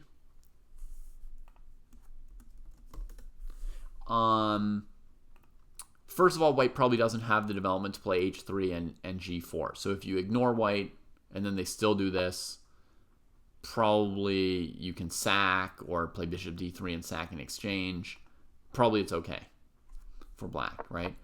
But even if you were worried about this, you could always play h5 here. That's all right. Actually, you know what I'm curious about in this position? Another move that wasn't played is h6. Hate to do that to my g-pawn. But could we just play h6 and then I don't know where white would go. Maybe they would go in, we would trade it, and then we would develop. How bad is this? White gets castled. Strangely, I don't see how I win the e6 pawn, and I feel weak over here. I'm very surprised to be saying this, but I'm not sure I love this as black, unless I could eat a pawn. That might change everything for me.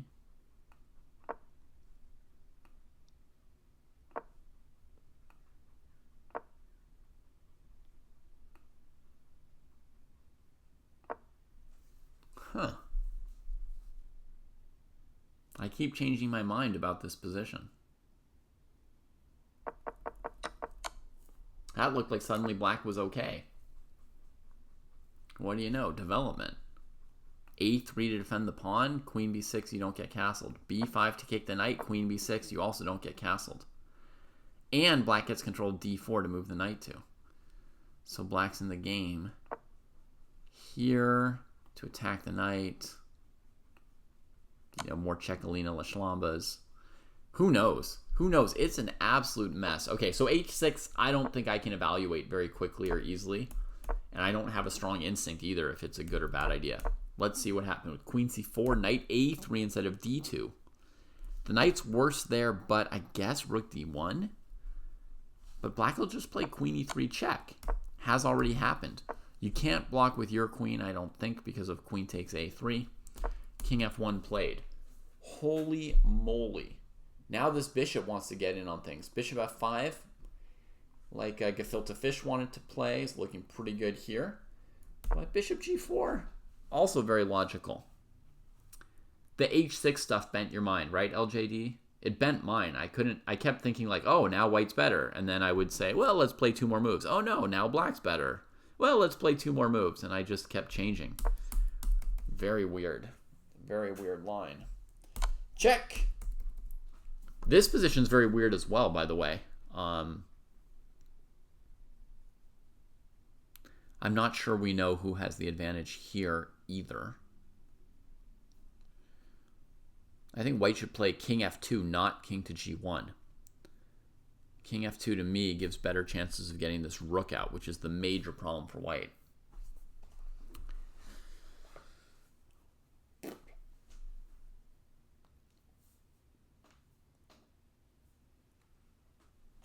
But it's chaotic enough for us to have really different opinions on it. Gefilte Fish saying they like it for black. Let me grab something I forgot.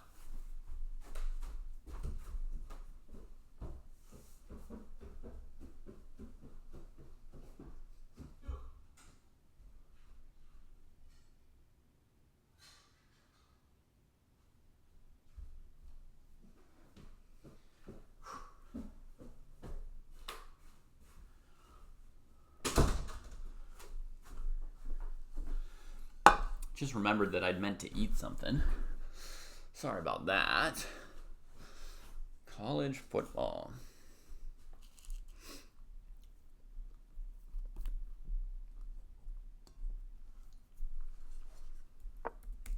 King f2.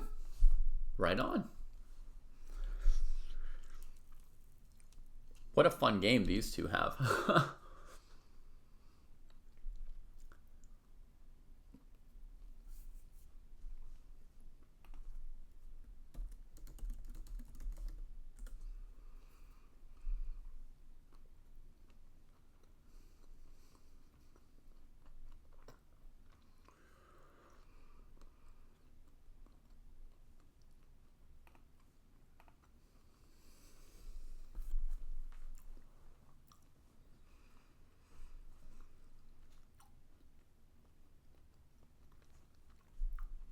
See, the rook's here. I wonder if there's any kind of e5 move. Anything really violent. Or h6 again, yeah. h6, if the knight came here, you could trade and get knight g4. Okay, LJD also likes black. I feel like white's one move away from destroying black. Rook e3, kicking the queen. She's got nowhere good to go, and then the other rook comes out, and black's busted. So if you think black's good, you gotta You got to show it in your next 1 or 2 moves almost, I feel like.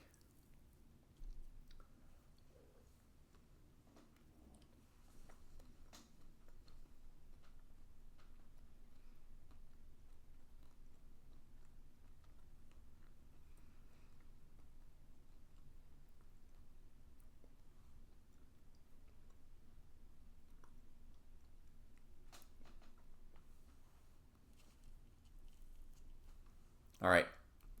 After some serious thought, Aaron plays h6. Hey, the move I mentioned. 3 minutes on that. Big chunk, critical move.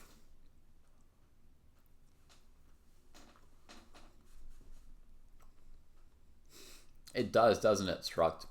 And it's been like that for probably 10 moves in a row already. Very, very intense and violent game. LJD's very pumped that you played h6, Aaron. He's adding exclams like you add A's to things. Sorry, he, she, or they. I don't know, LJD. I apologize for that. h6. So I think knight e6 falls right into what black wants. So what white would rather do is something like rook e3 or rook e7 or knight e4, I think.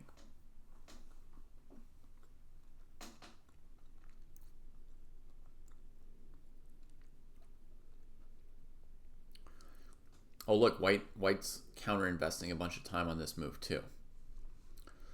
So they're going to be a little bit low together.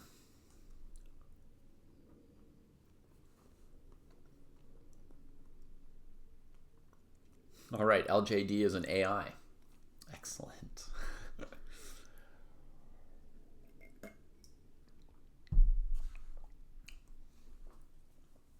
A chatbot. Time scramble incoming. Yup. We got a good one here. And next up after this game will be the under 1,000 section. We'll be coming back around the mountain.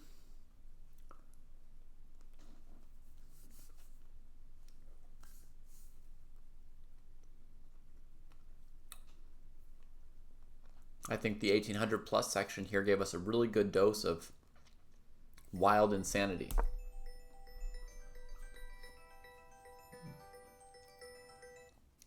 Moshi Moshi. Hello.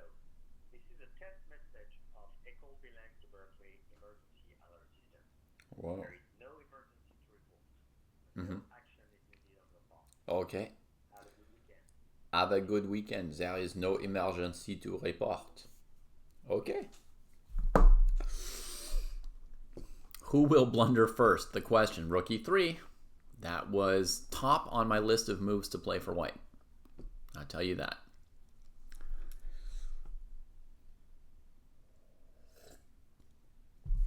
Queen f5 could well come in, and then I would expect knight e4.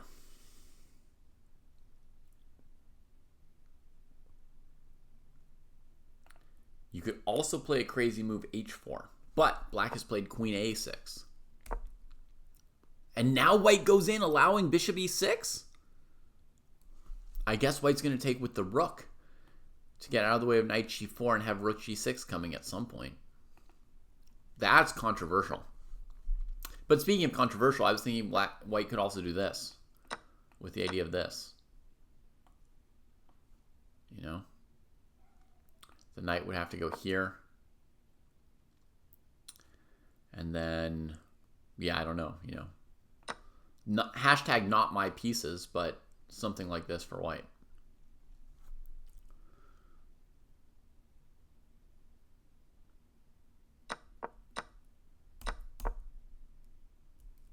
Okay, we get knight e6. We get the capture. The rook comes in. Okay, so now knight g4, maybe even king f3. Just the king goes and bodies the knight himself. So this actually makes sense for white. If knight g4 doesn't do anything here, the next move you play rook h e1. And, I mean, you've got a stupid knight here. You've got your bishop jamming its head into a pawn, but as far as this game goes, it'll be the most coordinated and normal your position has ever been. Queen on a6 is pretty far out there. Yeah. Not pumped with how things turned out for her. Oh, maybe she's going to b6 at some point. Maybe that's why she went back, huh?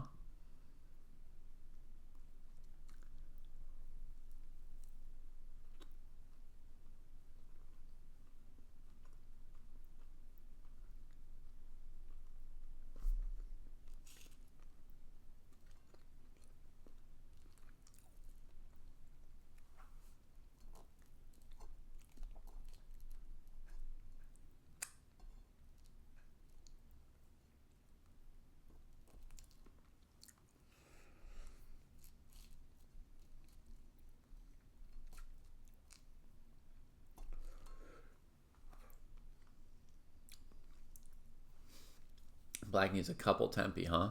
To get the rooks coordinated and into the fight.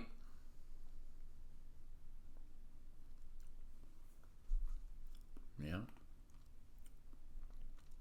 By the way, we've got 20 players just in this 1800 plus section. 5 or 6 games going at the moment. I think having these as arenas has allowed a lot of people to participate. So Aaron just plays a simple move, defending e7. And the thing about the 2 minutes versus 3 minutes is, if the game calms down, you know, with rook e1, king g2, knight d7, rook c8, they still have a full game to play, right? Like, nobody's been knocked out. Nobody's lost so much as a pawn. We could have a whole positional phase next, then another tactical phase, and then an endgame. You know, this game could be less than halfway through right now. And they've got, 2 versus 3 minutes to pull the whole thing off. So that's the brutality of having a super complicated opening, folks? Like, you get a super complicated opening, it puts a lot of pressure on the players to start thinking earlier in the game, to spend a lot of their time and energy resources. And they still have to play the whole rest of the game.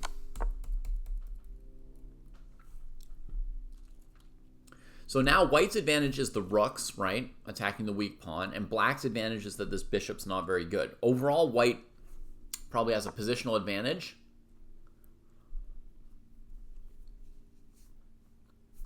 Oh ho, look at that trickety trick. Rook e3, only move. Found it quickly, though. Kind of forced.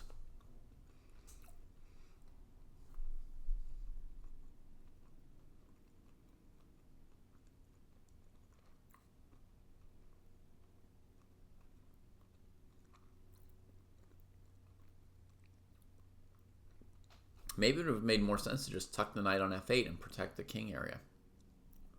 It would also kick the rook out and also protect g6. Woo! Fighting for the outpost. Yeah, I like it, Aaron. I like it. My mind was stuck in the past, saying, what do I do about the knight? Oh, if only I'd put it on f8. But Aaron was saying, hey, the knight's here. What are we going to do? Makes sense. Looking for some counterplay, for something to do on the other side of the board. You don't want to spend the whole game just looking at the e7 pawn. You'll get tied up, and then white will eventually start coming in with other things they want to do, like attack these 2 kingside pawns, which have advanced, and they're a little bit loose. All right, target acquired. Reasonable. Just something to keep white honest, so white's pieces aren't completely free. You want them to be sitting and defending as well.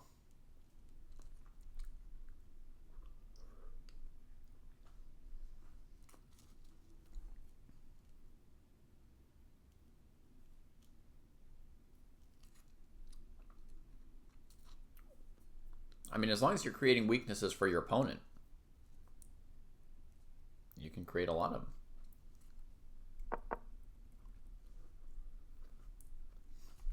White switches resources to defending this. Black goes after d5. I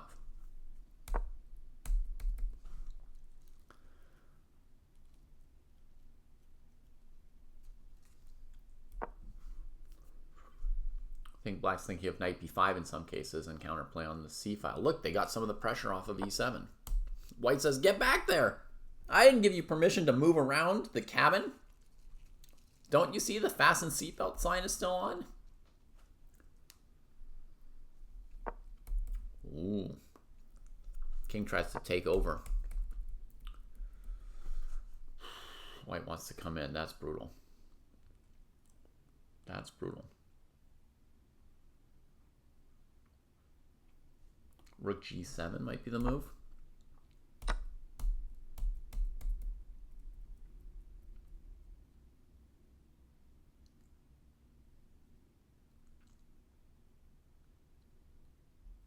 Aye. Black's definitely out of time.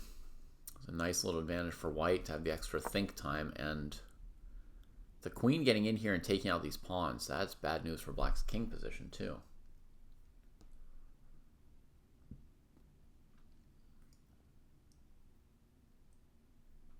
Black could have evicted the queen here with rook g7, forced her back to d3. But prefers keeping that, using that square for the knight. What does White want to do now? Knight d4, queen takes d4. So not that, not yet. I think defending this knight more is a good idea then, if we can't move it yet. There's also complicated rook e7 takes check, rook back. Wait, no, what about rook e7, rook e7, rook e7? With the idea of the king takes, you take here with check. You take here, you're going to sack this, the king comes here. It's tempting. That's probably why Nick Gambit fan is thinking this long. Relatively speaking on this move, because they're thinking about rook takes e7. But I think they've thought about as long on it as they can. Yeah, they cut it off. There's no point thinking 2 minutes long calculating the move if it doesn't win, and then you have to play the whole game in 10 seconds, you know.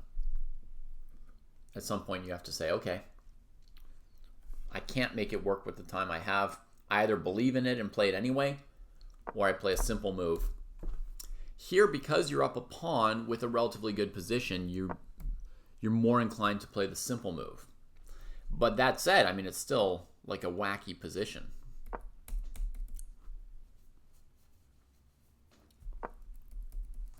Oh, the knight.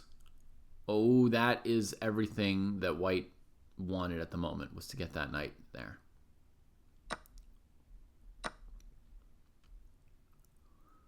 And here come Tacticos. Beautiful move. Calculating rook e7 a few minutes ago is paying off now. You can take with check, and take here defending the knight.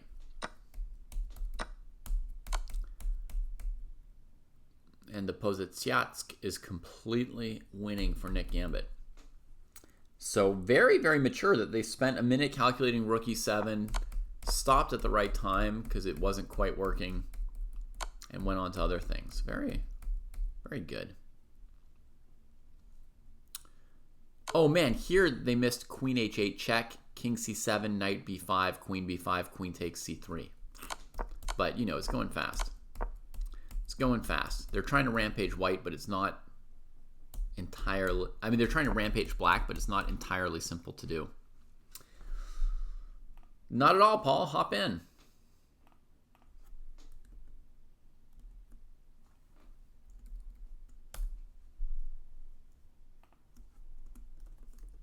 There's still over an hour of chess to be played.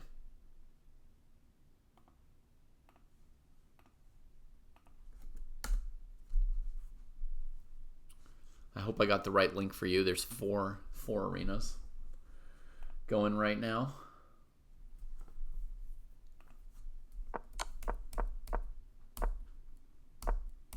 The queen and knight can't finish the job, and the bishop's just trapped, not helping at all. the game goes on. And Aaron refuses to blunder anything, even against that weird hoppy knight who's so annoying. Actually, can white play queen d8 to d6 here and make some progress with that? That would be big if true. Yeah. Ay, ay, ay. That's going to unleash the d-pawn and potentially the bishop. That's painful. Oh my god!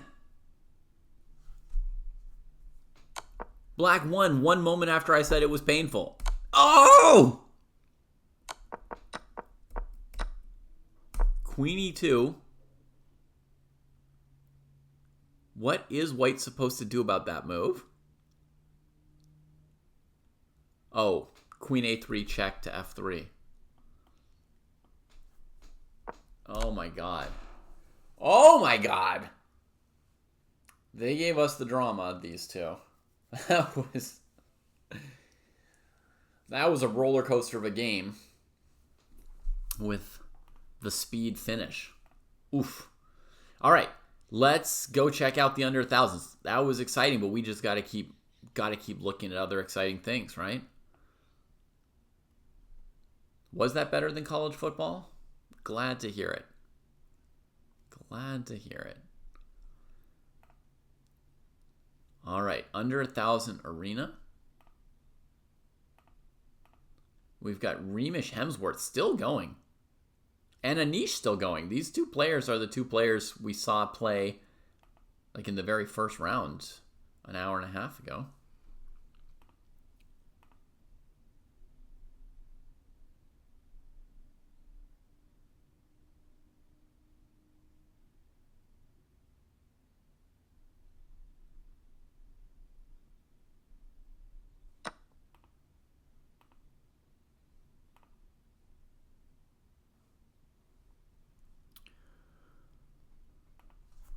Okay, so was this a knight f5? Yeah.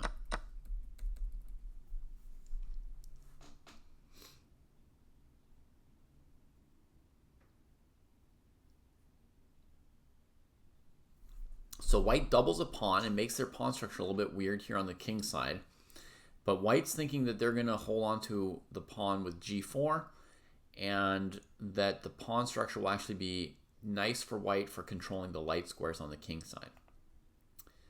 From black's perspective, you want to play this move and open up your bishop. Right on, Aneri. Right on. Beautiful.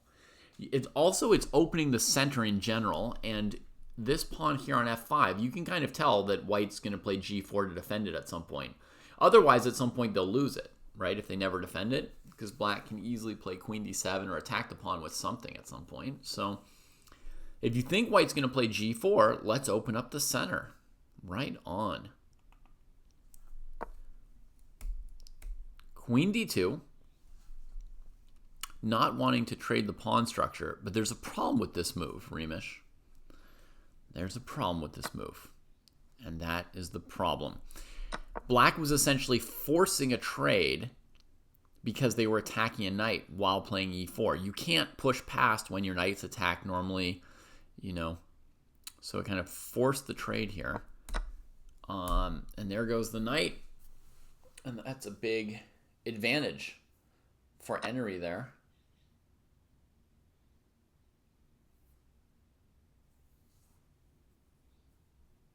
Pawn structure got worse on the king side too for white, so it's pretty dire.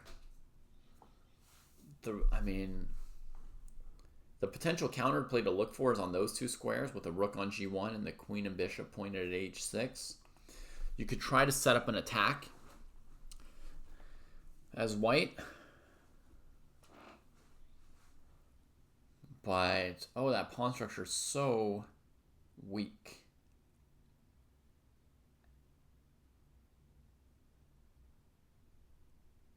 So weak. I mean, my instinct for black is to just go after it right away with queen d7, try and get queen f5.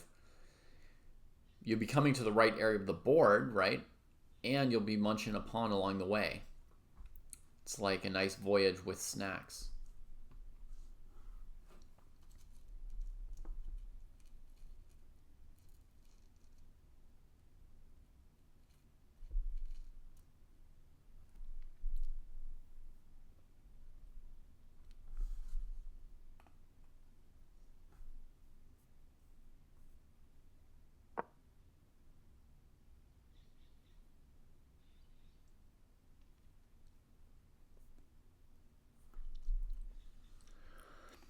Yeah, Make It Dreams. The way chess.com works is that tournaments are arranged by club administrators through the club.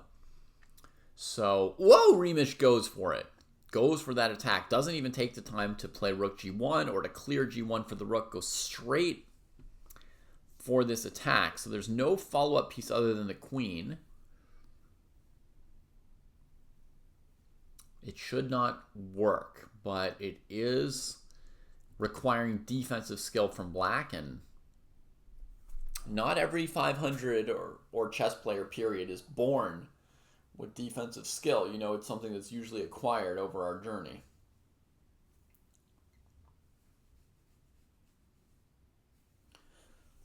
So yeah, Make It Dreams. If you can get into our club over here, you should be able to join it.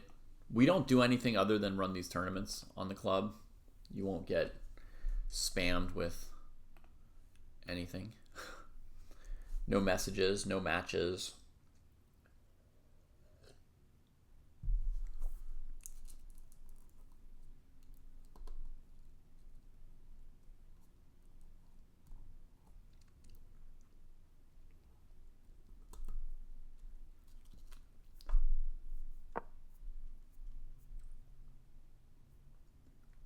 All right. Black is scared, decides to defend g7 with the knight and open the way for the queen.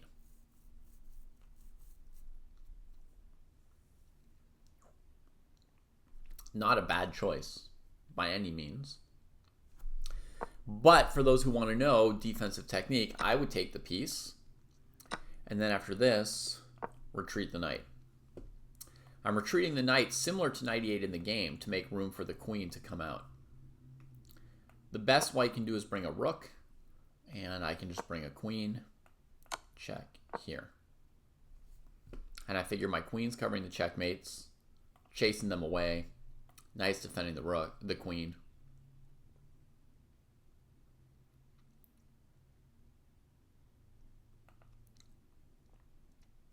What's your rating, Make It Dreams?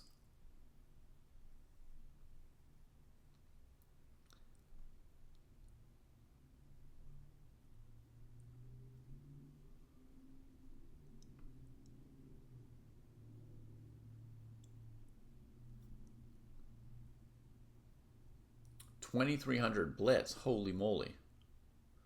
And you've never played rapid, so you don't have a rapid rating to play in the rapid tournaments. Yeah, well, this isn't a blitz tournament, it's a rapid tournament, so you need a few rapid games and a rapid rating to join. I think it's only 4 or 5 games. But,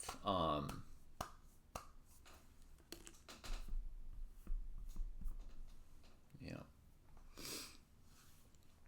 All right, let's see what's happening in the game. So bishop retreats from h6, makes sense. f6, this is what white actually wanted to get black to play, because now the queen and knight can't get back through here towards the king side. So one backs off. Yeah, the king is just still risky for black. And white should go for one of the open files for their rooks, right? The rooks are not operating at a very powerful level yet. Wait, actually, I say that, but maybe pawn takes c4 is even better. Maybe we don't even need the rooks here. Like, look, takes, check, here. Now, maybe, no, still don't bring out the rooks. Now, maybe bring out the rooks. No, still don't bring out the rooks. Yeah, I mean, on principles, I play lazy moves like rooks to the open files, but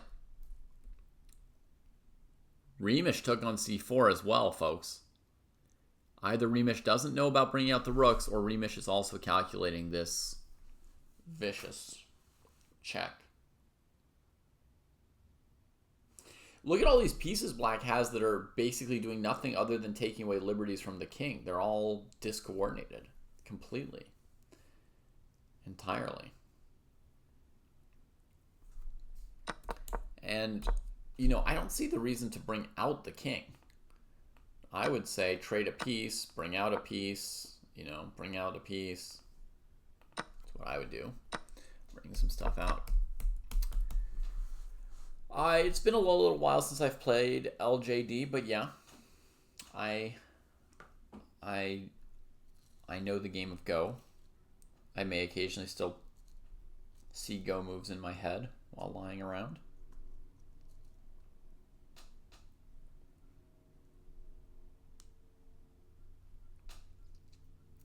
Right. Yeah. It is in how I think about things.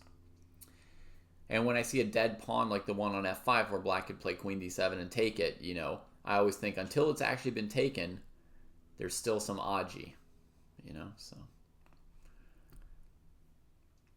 In chess, there's often a piece that's dead, right? But until they take it, they need to find the time to take it. And sometimes you can do something while they're taking your weak or dead pawn. Or like a trapped knight on a1 after you've captured a rook on a1 or a8, and you've got the knight that's totally trapped and they're going to get it. But while they have to collect that knight, you still get to do something, right? While they're busy doing that. Rook h8.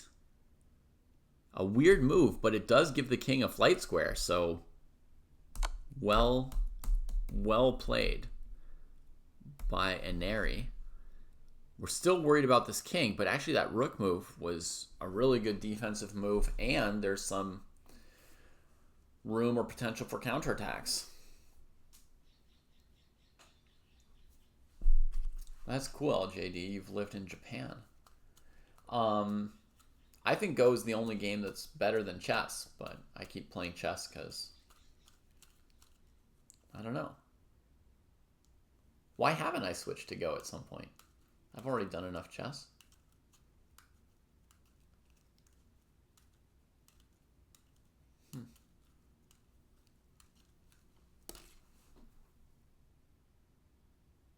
That's crazy. So for a long time, I tried not to get too good at Go because I wanted to remember the feeling of being sort of a beginner to intermediate player at a game, right? So it was to be a better chess teacher. I wanted to be able to every now and then play a Go game and be just dazed and confused, right? And, there's 20 possibilities. I can't tell which one I want to do. And that would help me be a better chess teacher. But I've been a chess teacher long enough. At some point, I don't want to die without having played Go properly.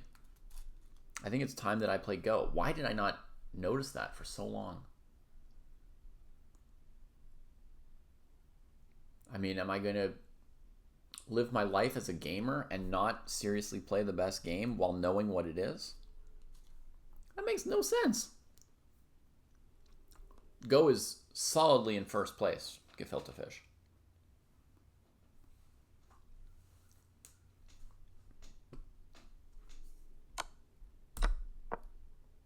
Ooh.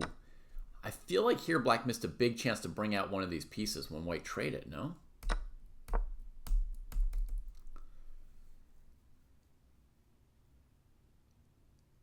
Yeah, shogi is a little bit difficult for that reason, viral stigma. And shogi, it's fun. It's basically like, if you've ever played Crazy House or Bug House, it's really, really like Crazy House. It's a fun game, very initiative based, very aggressive. Man, black's pieces are just pretty sad other than the rook on h8.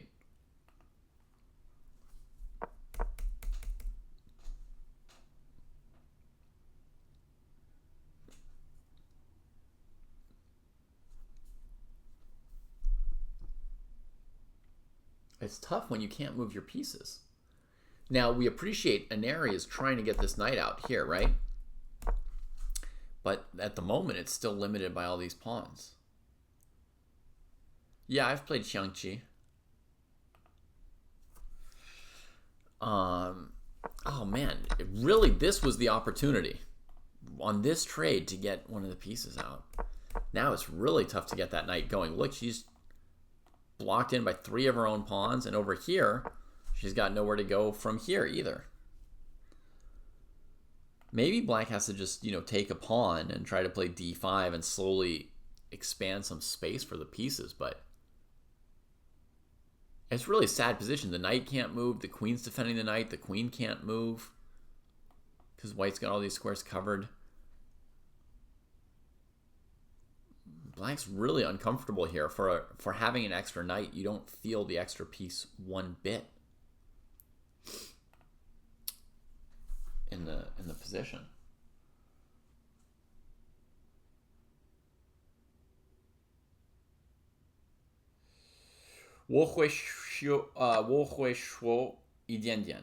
Melt like butter.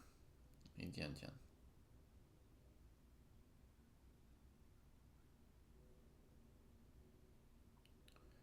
我的词汇不大了，但是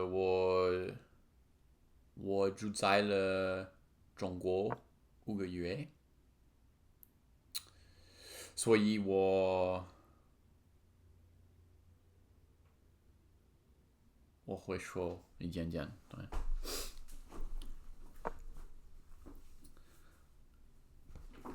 You looked at the YouTube list of strategy games? Yeah.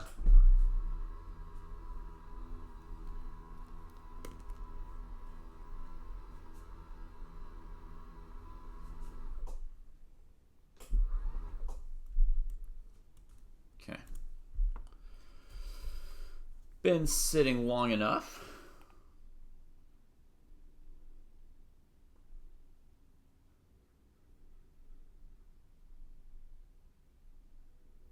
I don't know every game, obviously. I don't know all the best games. I can't guarantee. There's lots of good games that I haven't tried because I'm not very good at learning new games or trying new games. The only thing I can promise is that the games that I did list are good games, you know. There might be better ones, but the ones I listed are all going to be good. So Inari chooses to get this rook active, deep think, takes a pawn here, and then bounces back looking to clean up another pawn, which would give some more breathing room for these pieces. So that's a very, very good idea Inari came up with. You can see the time that went into it. It was 2 minutes, but really worthwhile. And Reemish, oh my goodness, that is evil. Looking to trade rooks and then bring a rook into h8. And remember, this queen's so busy defending the knight, these pieces can't defend the king very well. It's almost on the king to defend himself, period. No help is coming. Ay, ay, ay, ay, ay.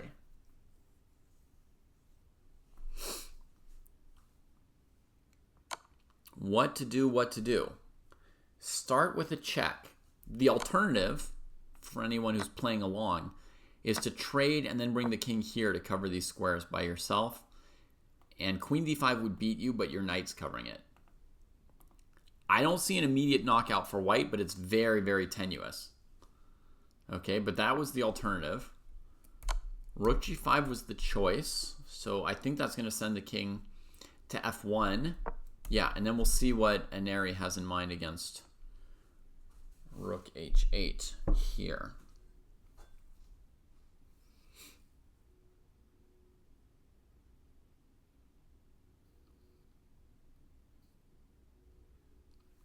Also, folks, note that the baby may pop up any minute now. When she does, I would have to put her to bed for her nap and then come back 5 or 10 minutes later to continue the commentary. So the way our Saturdays are currently scheduled, there may be like a 5-minute gap in the commentary every Saturday. Also, I should be announcing this more often. Folks, what's happening next Saturday? What's happening next Saturday? Very, very exciting, important, critical. You know, you guys identify critical moments in your games. Critical moment in chess history. Maybe overstating it. Next Saturday. We're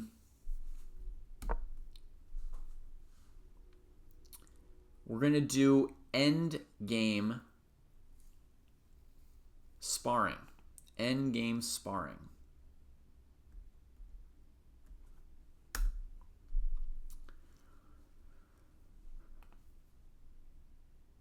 Pin a message about the next Saturday thing. Okay, let's see. Next Saturday.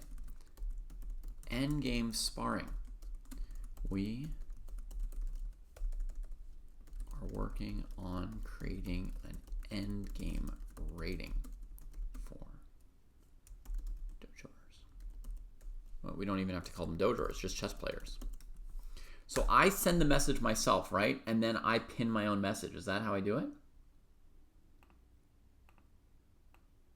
Customized time, 60 minutes. My thing is pinned forever.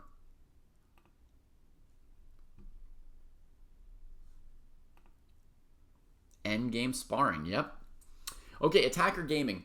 Which club do you want to join? We've got a club on chess.com that allows us to run these tournaments. That's the link I sent you to. If you follow that link, you should be able to join the chess.com club and play in these tournaments. But if you mean the dojo in general, there's multiple components to the dojo. There's the Twitch channel, the YouTube channel, and there's a website online and a Discord server. And joining each one is a different step. We got moves. Rook check. Ouch. Ouch. There goes the queen. There goes the knight. Oh. The position collapsed. I believe, again, that the only defense I saw here was for the king to defend itself against the white rook. That was, again, the only option I saw here. And, yeah, at this point, white even had checkmate like this. Check, here, check, here, and mate.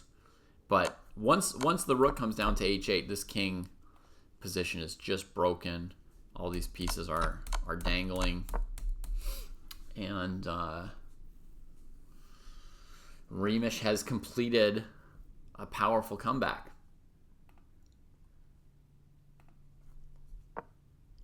Rook e1. The most clinical move to put this one away. But this was a great game from Inari's perspective because, first of all, they played against Remish, a super, super strong player.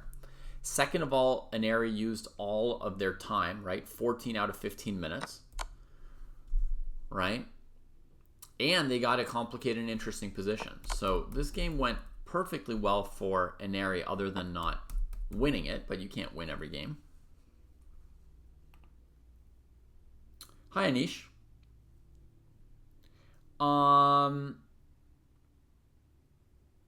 Righto. Okay. I'm going to give you a couple tips, okay, Anish? And I'm going to try and help you. And anyone else who doesn't have a training partner, please listen closely. Because the best thing, the number one thing to have to get better at chess is a training partner. Yeah. No, asking me here is great, Anish. I just want to make sure everyone else is listening and not just you. Because this is the critical thing for becoming better in chess, is to have a training partner. As Remish finishes out this game beautifully with a direct checkmating attack from the rook and queen. Okay, so first of all, right after you play a game, especially if you're in a dojo tournament, you should feel encouraged to talk to your opponent after a game. And a lot of my very best friends became my friends first by being my chess friends. And the way they became my chess friends was we played each other in a tournament, and after the game, we talked about the game together. Now, I've done postmortems after the game with, 1,000 chess players. I did not get along with probably any of them, but you get along better with different ones, right? So every now and then you talk to somebody after a game and you just hit it off. There's a future friend or training partner right there. So I'm not saying it just has to be the very first person you play and you get a postmortem with, that's the person for you. But if you do postmortems consistently, little chats after the game with your opponents, each of us will find the people who we just get along with really well. Exactly, Anish. Like this tournament happening right now. Like right now, Inari 81 and Remish Hemsworth could be talking together about their game, right? And trading little comments or advice. And just in the conversation, sometimes you find out, oh man, this person seems really fun. Or maybe you don't like fun. Maybe you're like, oh, this person seems really boring. That is exactly the kind of person that I would want to hang out with, right? Or you find out that they live in the same country as you, like Aneri and Reemish both have a United Kingdom flag. For all we know, they might live 10 kilometers apart or something like that, you know? And they talk after the game and they discover this. Wait, you're also from Muddenshire? You know? And then next thing you know, when they play games, they're showing it to each other, you know, commenting on each other's thing. When they've got a sparring exercise in the dojo, they can go and, you know, say, hey, I have to work on this Philidor position. And the other person says, yeah, I want to work on the Philidor position as well. Can I ask you hermits a question? Real quick, while we've got some hermits in chat and while we're talking about the sparring thing. I had the idea of asking people in the dojo training program to check a box if they have a training partner or don't. And then if they don't have a training partner, randomly assigning them a training partner. Of course, there's a good chance it wouldn't work out and they would have to switch to somebody else at some point. But just, you know, cutting through all the hesitation or awkwardness and just saying, you and you look at each other's games together, do an endgame sparring session together, boom. Now, either Jesse or Kostya, I think Jesse, said, as kind of an introverted person, he would hate to have that done to him. He would hate to have that done to him. So I want to know from the hermits in chat right now, would you hate to have that done for you? Or would you find that helpful and feel comfortable, I don't know if I should say ghosting, but feel comfortable backing out of a training partner if the one we randomly assigned to you is not the right one for you? It could be for any reason. It might be the wrong time zone. It might be, you know, they work the night shift, you work the day shift. Or something like that.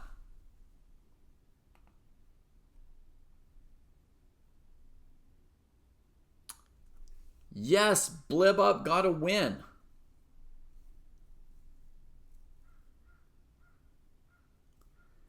Yeah, we could obviously have an opt-in, opt-out. It could say, do you have a training partner? If you click yes, we go, great, here's a dojo point, right? If you go no, we say, do you want to be randomly assigned a training partner? And then you could click a second box. We could do it like that.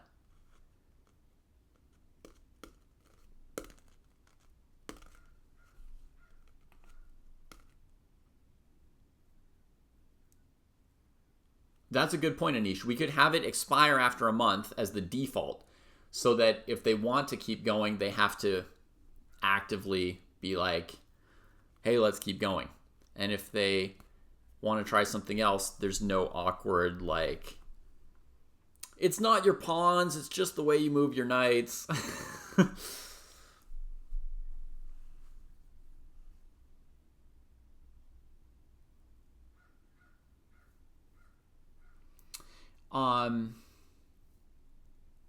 You worry about hurting others' feelings. Me too, filet gefilte fish. That would be like a really tough thing for me to say to somebody. I mean, we have a lot of that kind of stuff, Melt Like Butter. Like, we have Discords where people can search for training partners. We've got the Dojo calendar, right? Like, you guys have probably seen this. The Dojo calendar, where people can put, you know, bookable events. Saying, you know, I want to train at this time, right? Sean the Good, Jared Hall, etc. are in there. We have that stuff, but I was thinking something where we would just, you know, should we maybe just do it for somebody, period?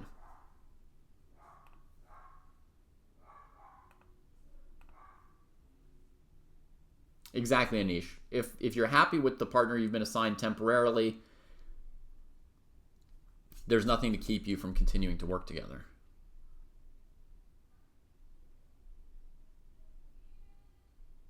Oh, I think I got to run for 5 minutes, folks.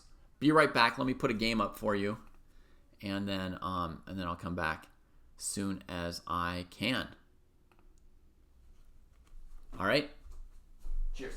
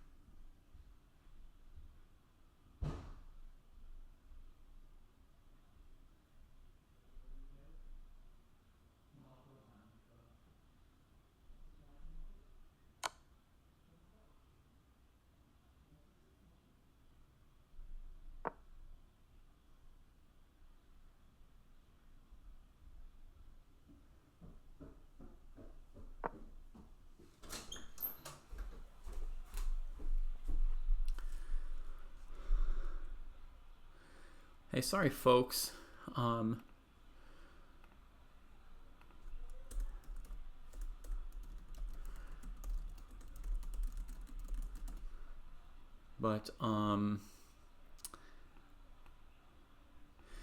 But my kid had not yet had lunch, so I can't put her down.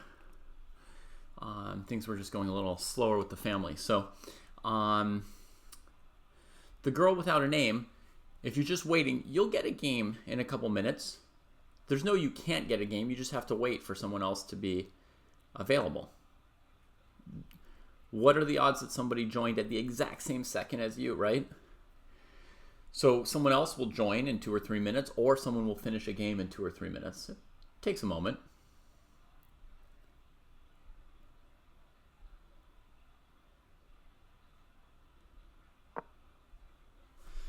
I'll be back, as promised, but a little slower than promised.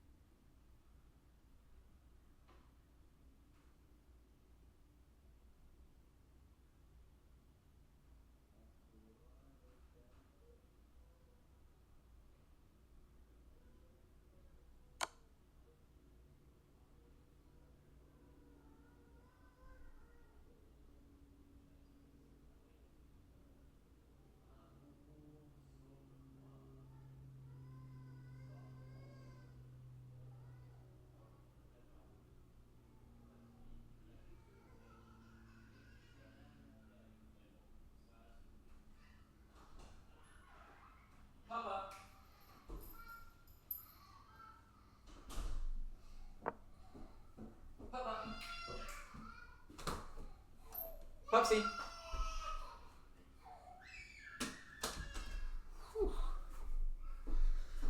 Alrighty.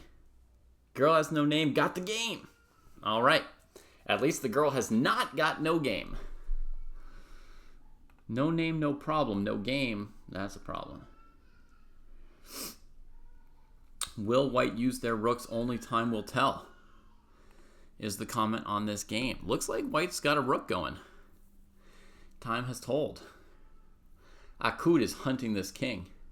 It's in the middle of the board. It's in prime hunting position. Yeah. It's in prime hunting position. Thanks everybody for the comments before and feedback on this idea of perhaps having some auto-generated. Oh yes, Akud! Some auto-generated training partners.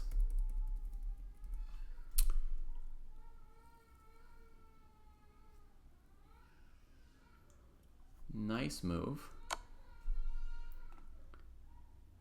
I just want to check something about this. Yeah.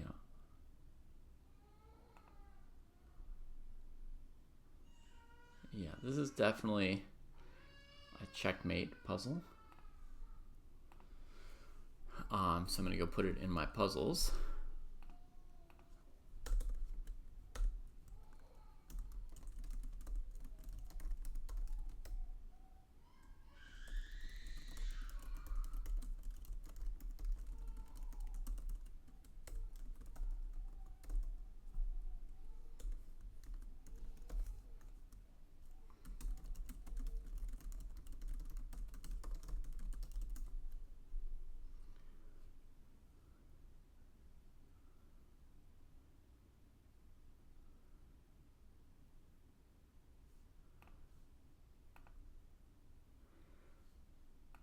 Right. Yeah, we can talk more generally about finding trading partners with or without the dojo's help, right?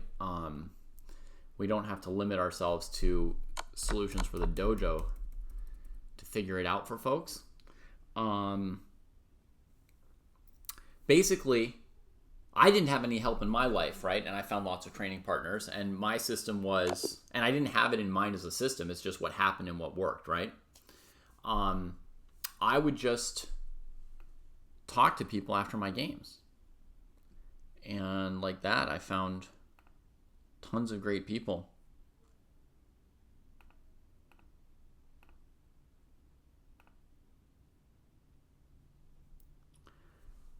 Who became my friends and with whom I got a lot better at chess.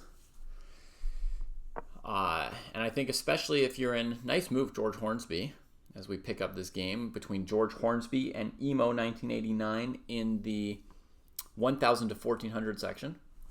White has a bishop against two pawns, not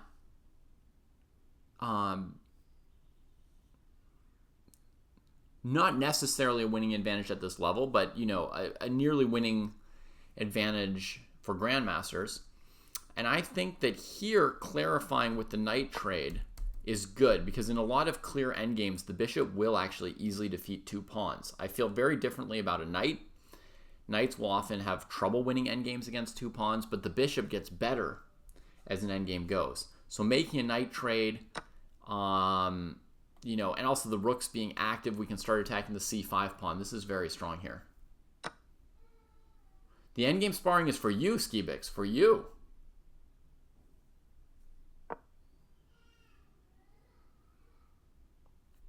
Yeah. All right. Black strives to defend the pawn. This bishop's eyeing the rook, but for the moment there's no tactic. I'd be tempted to play b4. To keep going after the c5 spot here.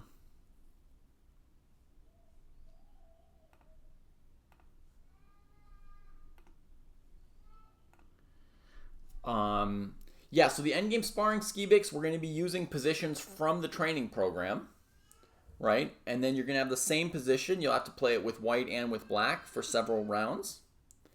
And we will take people's performance ratings in the endgame sparring event and use that as a component or our idea, the first draft of the idea. The point of this is to be able to refine the idea depending on how well or badly this idea works out, right? But the idea is to take performance ratings in endgame sparring tournaments as a component in an endgame rating that we will give you, which will also include like endgame tests you can do and what percent of the algorithms you've completed, etc. We'll round those together and give you an endgame rating that gives you a sense of where your endgame lines up versus other parts of your game. So it's definitely for all of you. It's not going to be me versus Kostya.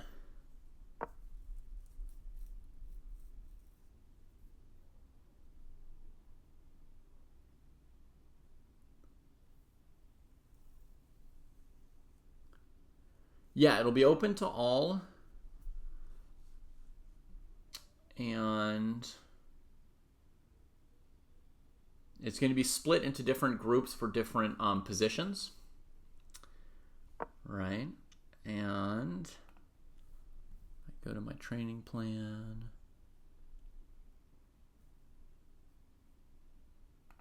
End games. Spar position 29. Yeah. I think we're probably going to do a time control pretty much like in the sparring positions it says. Like 5 plus 30 or maybe like 6 plus 20 so that games don't go on forever. But yeah. Yeah, he grilled us pretty well, huh, Blib? We can melt like butter, but this is it's kind of a priority to work on the endgame rating. Okay, both players are affecting some trades. Can white grab a pawn at the end of it? That would be huge. We're talking endgames. Pawns are worth a lot. I mean, you know, melt like butter. The positions, some of the positions that we have for sparring are interesting positions from famous games, right? The endgame sparring positions are almost always from Smyslov games. He was a world champion. They're great. They're from great games. You can compare afterwards how you played the game to how Smyslov played the game as well.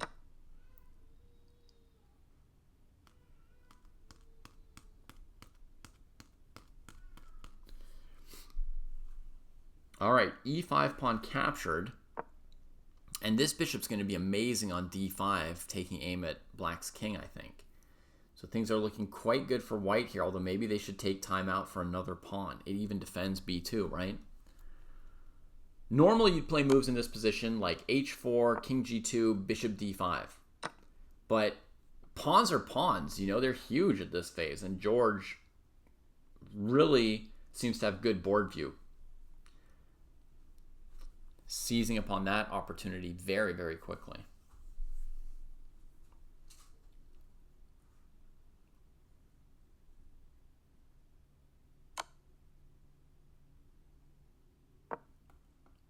Tuck the king. Tuck the king.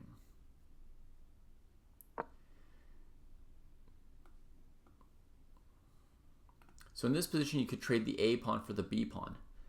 Not a terrible idea. You could improve the bishop. Really good idea as well. But I would probably go a4, a5. Get the pawn close to queening, and then at some point play queen a6, queen b2. Right? When I can win a queening race really quickly. The tournaments today are rated, Becky, yeah. They're 15 plus 5, and they are rapid rated on chess.com. They're not Dojo rated and they're not FIDE rated, but for anyone who's working on their chess.com rating, yeah, they're chess.com rated. Yeah, this move's pretty good too. You could imagine the queen coming to b7 next and black getting tied down to f7, kind of important pawn. You know, Davey, there is a classical tournament that's still running for another 8 hours at the same time as this. So if you look at current events, Friday night fights under 1600 and over 1600 are still both open. You see that? And they go till 8 p.m. So if you want to play more chess, you can definitely do that. Very good practice, counts for Dojo League and everything. I will say, in a classical arena, you often have to wait longer for a game than in a rapid arena, right? Because the games that are going take much longer to finish. But you could always speed up the process maybe by asking someone else to play with you, right? Either in chat here or in Discord or something. Let folks know you're looking for a game. All right. Black plays f5 before white can pin and win it. And now the king has to come out and run around. I think f4 might be a mating net, but it's very risky to open up your king to checks when you're trying to win a game, because you could get perpetual checked, which is definitely a way to not win a game, right? Getting perpetual checked.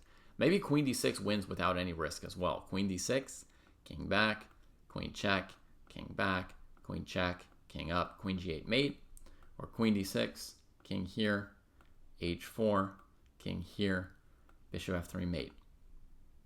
So white's got two flavors of mate here. f4, where you have to see, you know, queen check, king h3. Oh my god, queen d5.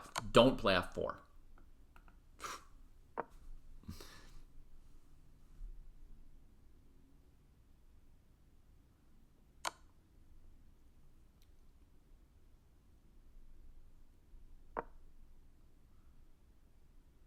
We don't have any blitz tournaments right now that I know of, Skivix. Oh, perfect from George. Continuing to be perfect. Administers the queen checks, gets the king to the corner, now choosing between two different maiden ones, just different flavors. Pleasant. Personally, I like pistachio and hazelnut.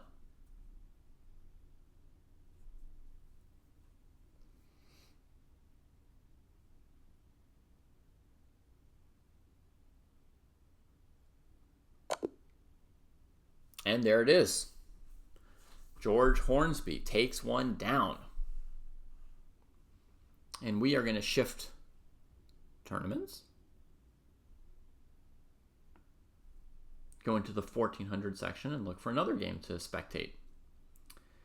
Probably be the last game we get to watch today. Probably. Because there's about 16, 17 minutes left in the arenas. You ran out of steam in the 1K to 1.4K? Yeah, I mean, a game can take 20 to 30 minutes. So at this point, you know, people might not want to start new games just because there's a good chance they won't get to finish the game. And 3 hours is a long time. Blibub, you were here at the beginning. You were here at the beginning. You know, I understand people popping in 2 hours into the tournament and playing the last hour of the tournament, but playing from start to finish, yeah, you should expect to run out of steam. Here's Hokey Gamer collecting a weak pawn, folks. This was pretty classic, right? We've got this pawn that can't move, right? So Hokey Gamer starts just ganging up on it. White attacks this while leaving d4 hanging. You say, your pawn is weaker than mine, no trade, right? You don't play rook takes d4, right? You defend your weak pawn. Then you keep attacking their weaker pawn because you know that ultimately they can't defend it. Bring in the queen if you've got enough to win the endgame, which you do.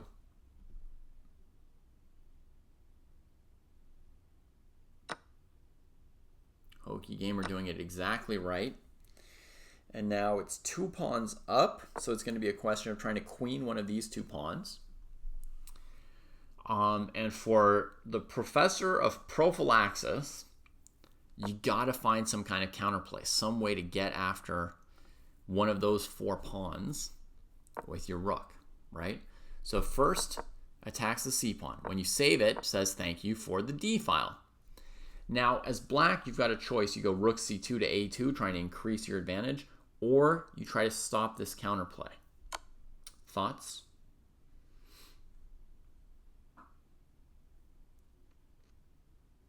I guess in general, there's not one single always the answer kind of answer.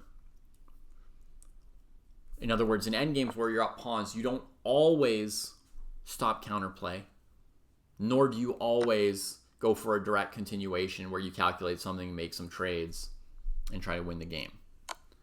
There's multiple options.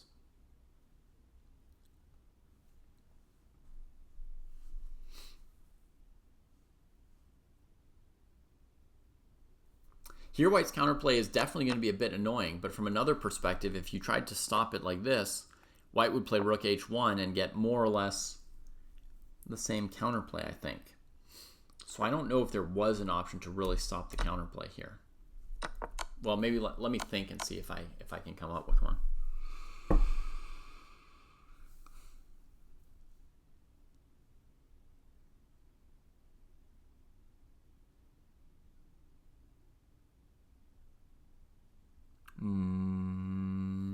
No.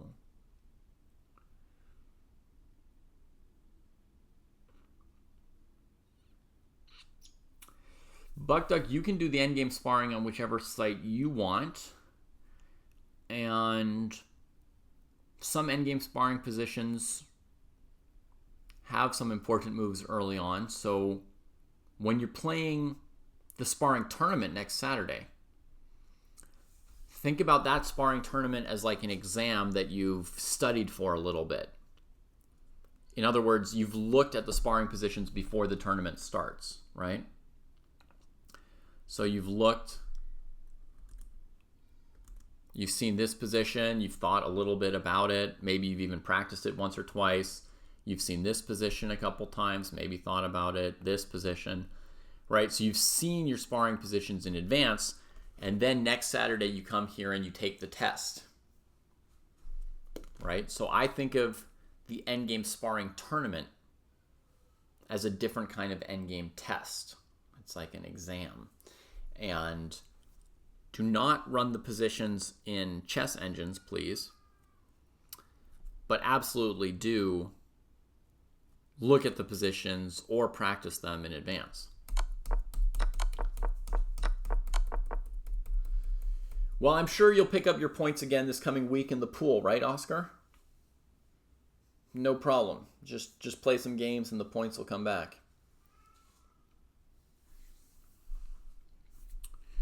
Okay, so how's Hokey Gamer doing here? This pawn is starting to threaten to queen, but it needs some help. A5 comes in for that. White can harass like crazy, and ultimately the king has to hide on h6 to avoid the harassment. Then White can win the e-pawn.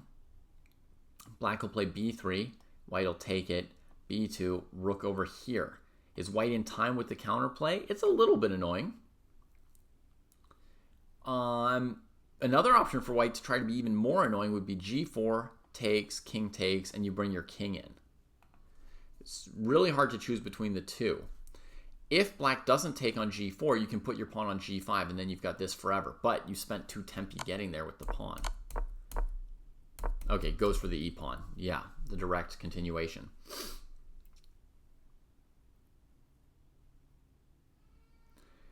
Yes, it will depend how you do, Buck Duck, on how much you or somebody else has practiced beforehand. That's part of your current level in the endgame. So that's all permissible.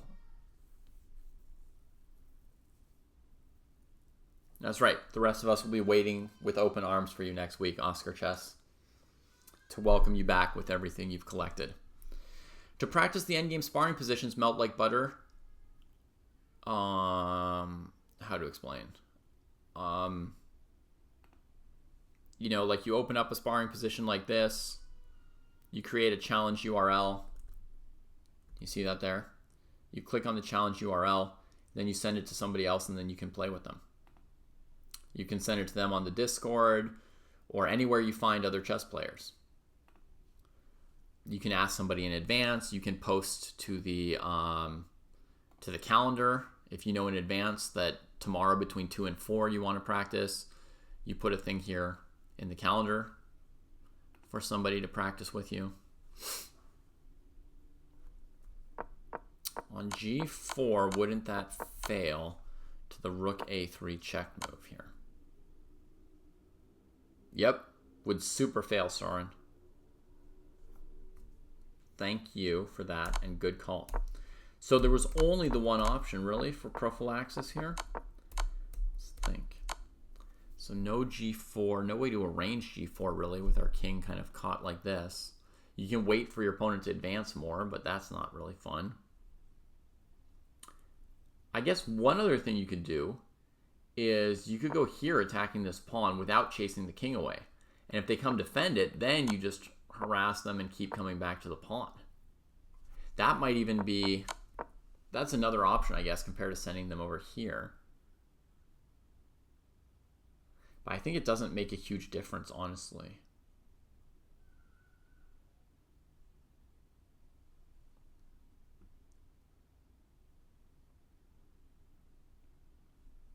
Let's follow how the game's going. The game is finished with black winning. Okay, that's the logical result. Let's see. Here. Goes after the pawn. Pushes, takes, pushes. Oh, wow. And just allowed queening. So, I mean, the tougher defense would have been here. But then after a4, it looks like black's quite a bit ahead. Let's check the tape. We've got this plan here. Takes, push. Oh my god. It's a bit complicated, isn't it? Black has to come around the bend again.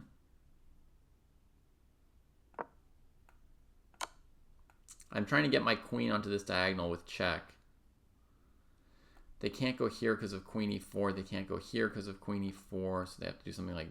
Nope, that allows queen takes here. Okay, so here, check, here. We're covering the checkmate and the b pawn's queening in a moment, right? And even if white put the queen behind the pawn, we can win like this. It's not by any means simple or easy, this endgame. It was pretty close in that line. In the game, white just played rook e8, black queen. But rook b6, very tricky. Okay, Becky Doobie is saying, do you think you'll ever go back to competitive chess to push for the GM title? No. I mean, I played 2 real tournaments this past year in France, Becky. It was super fun. So do I think I will occasionally play some real chess tournaments? Oh yeah, very fun. When I play, do I try to become a GM? Sure, I try to win the tournament. I try to become a GM. But to me, I'd only really be pushing for the GM title if I were playing 8 to 12 tournaments a year and studying, 20 to 60 hours a week. Anything less than that would be really... Right? Like when I say that when I'm playing, I'm trying to win the game, I'm trying to win the tournament, yeah. But I also know that I'm not likely to win the games or the tournaments when my opponents have been studying more than me, right? Like I go to a tournament, there's 100 players there, and of those 100 players, I've probably done the 90th most study in the last year. Something like that, right? So I know I'm unlikely to finish first in the tournament and make, a GM title and 100 rating points. But I'm hoping to play as well as I can, play a few good games, learn something, etc. All the good stuff, all the good stuff that's there in a chess game, right? I try to have artistic accomplishments as a player, play games that I think are attractive. So could I play King's Gambit and beat Jesse in a blitz game? No, Melt Like Butter, because Jesse would be afraid to play e5 against me. He's never played it against me, and he never will. He'll play the French or the Sicilian or the Caro, but he won't play e5 against me.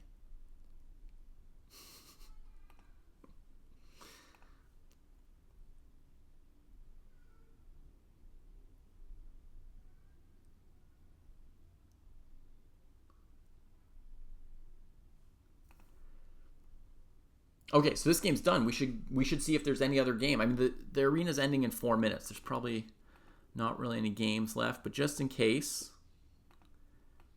we're going to go back here, and click on one of the other arenas. In the end, we had 29 players come through the 1800 plus arena. That's huge. And we've got a national master here, Columbia Chess Club, playing with 3 extra pawns and 4 minutes left to convert one of them. Yeah, I've played Mark Esserman. We've had a couple great games together.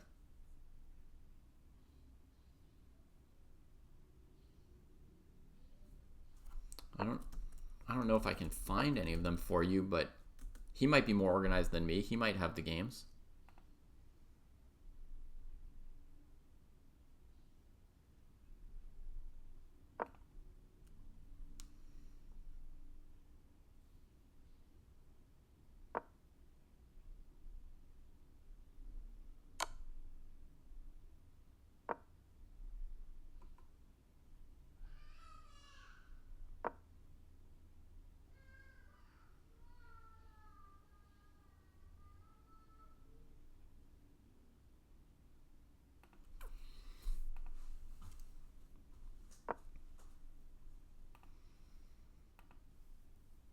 I think my most fun and most memorable game against Esserman is a Nimzo Indian, probably, where I had the white side.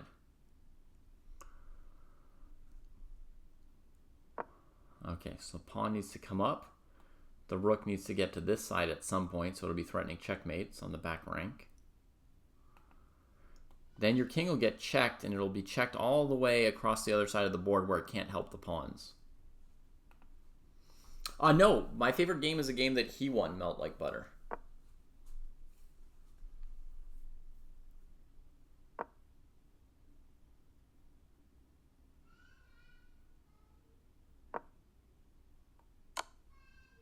Ooh! Without the pawn on a3, gets the checkmate. King b2, a3, squished. All right, so we got to see some clean master level technique in the last minutes of this event. Who's winning this event? Blunderfest. Surprise, surprise. There's so much going on. I didn't see Blunderfest in here in the tournament. Blunderfest winning the tournament. Nice cheeky finish on that game. Absolutely. Let's see if any of these other games will finish in under 2 minutes. I don't think that Mohit and Batku Bandera are going to get to the end in time. What's going on here? We've got a rook against a bishop. So Mohit is well in the driver's seat here. You know, it feels like a move like rook d4 even would be almost indefensible for black. I guess there's queen a7 slowing down the back rank mating attack. Knight g5 hitting the queen. Mohit's ready. Queen slashes out to b7, taking a pawn's carcass down.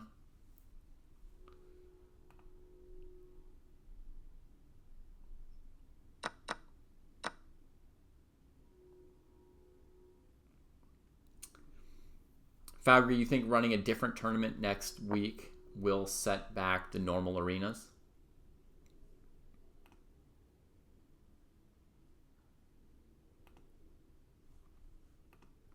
That's possible, but I've always said and planned to use this Saturday slot for other formats of tournaments, you know, practicing a certain opening or endgame. And I really have no way around it right now. I have no way around it. Like, there's no other good time when I can run a tournament and do commentary. And we have to do some of these sparring events too, because I've got plans for them. Do I think knight f7 was sound against Esserman? I think so. Did you find the game somehow?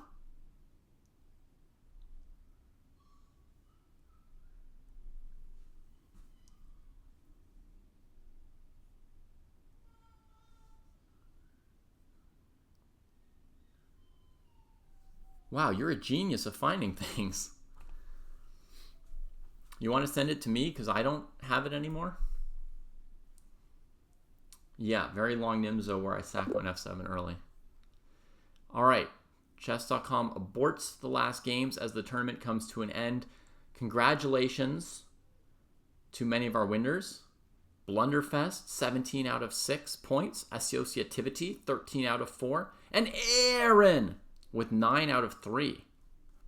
Only played 3 games and still managed to medal in the arena. Dang. Oh, you found it on chessgames.com? I did Google and I didn't find it. I'm not as good at Googling. But okay. I'll find it. I'll find it later then, if you tell me it's there. Okay, so yeah, so that wraps up today's games. Oops, never deleted this commentary. We'll resume thing. Sorry. Okay. So the tournaments are done. I appreciate your feedback, Falgri, about consistency. I definitely think consistency is key. Unfortunately, I'm not able to be very consistent. There are even going to be weeks where I'm not able to be here because the weekend my kids don't have school. And, my partner doesn't want me doing any streams on the weekend, basically. So it's hard to arrange this. And hard to arrange at a time that's completely consistent, given that sometimes families go and do things on weekends. And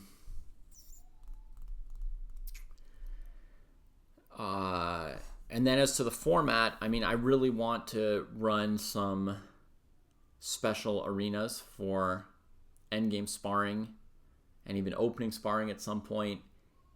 And the weekend time is just the best time for people to be able to participate in the events. So, like, I have to take this slot to do that.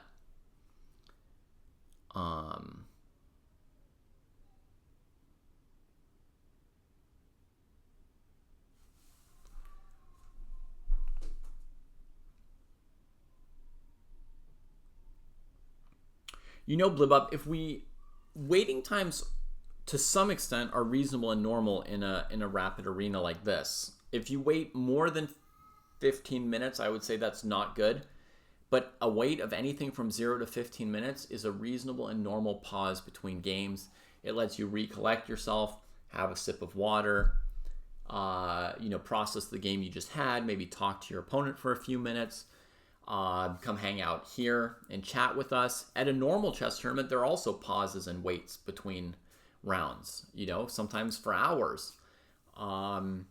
In a classical tournament and in a rapid tournament, 10, 15, 20 minutes is normal between rapid games.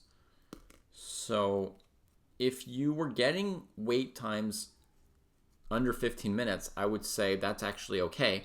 If you're getting wait times above 15 minutes, then I would say, yeah, we need to, boost the participation, which is only going to come through, I think, what Falgri said, which is consistency. I don't have like a marketing plan or a good way of communicating things. People come in, how do I know what time the event is? I don't know how they're supposed to know what time the event is. I announce it the places I know how, but it's a communication mishmash. So what it's going to require, I think, is just a ton of consistency and gradually, word of mouth and everything gathering. So, right. Like if you're waiting 3 minutes and thinking that's a problem, for example, and I don't mean to be like mean in any way by telling you, hey, your concern's not a concern, right? But if your waits are 3 minutes and you're feeling weird about a 3 or 4 minute wait, then it's because you're in an online click, click, click kind of mode, right? So you just need to say, hey, those 3 minutes are a fine part of a tournament.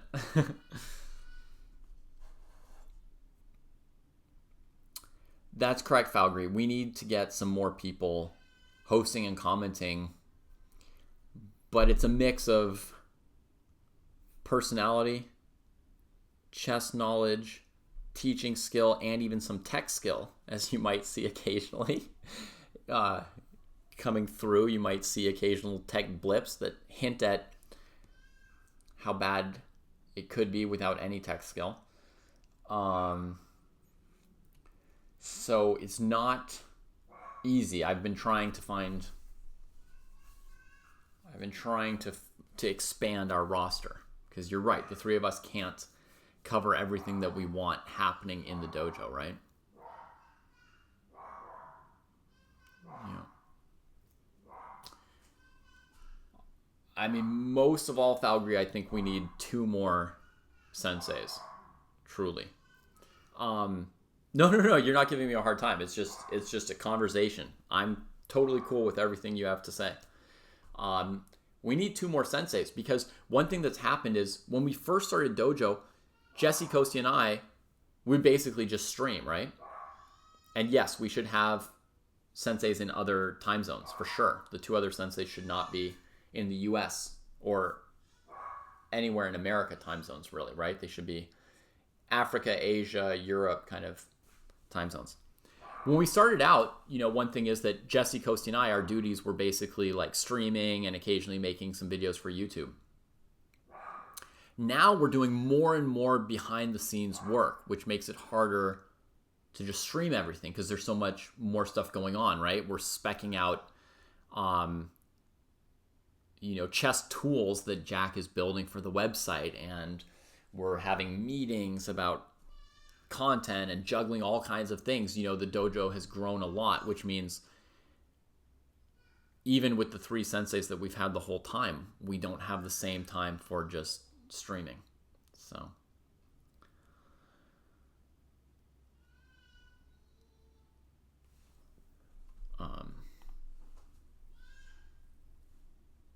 it would be great to have senseis from Eastern Europe. Yes, Melt Like Butter. We would like to have senseis from anywhere in the world.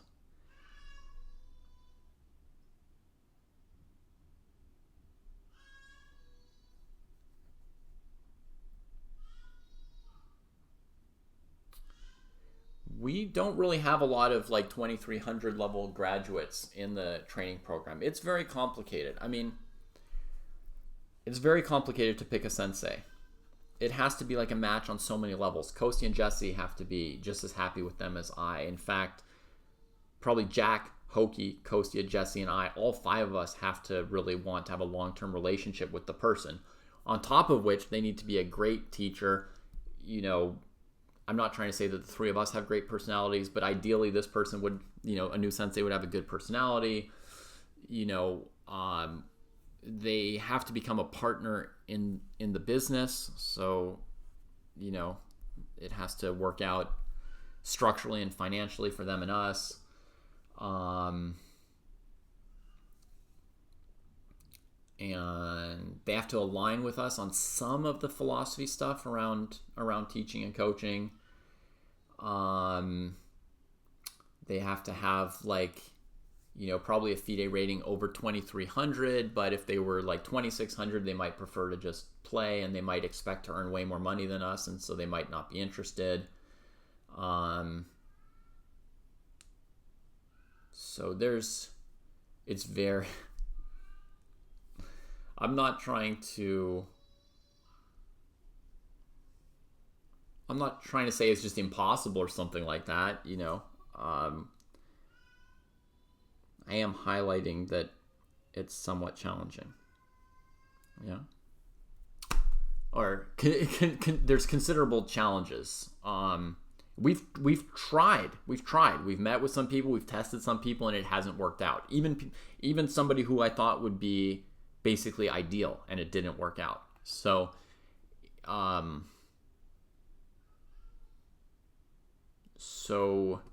it's more likely to go wrong than right. I don't know. If we can find another sensei or 2, it's going to be the most important thing that we could do to improve things, honestly. All right, guys. Kids are screaming. I'll see you later. Have a great one. And be kind to yourselves and others. Let's raid somebody doing real stuff. Dina Belankaya. Everybody, you're very welcome. I was happy to do it. I just hope you all enjoyed it.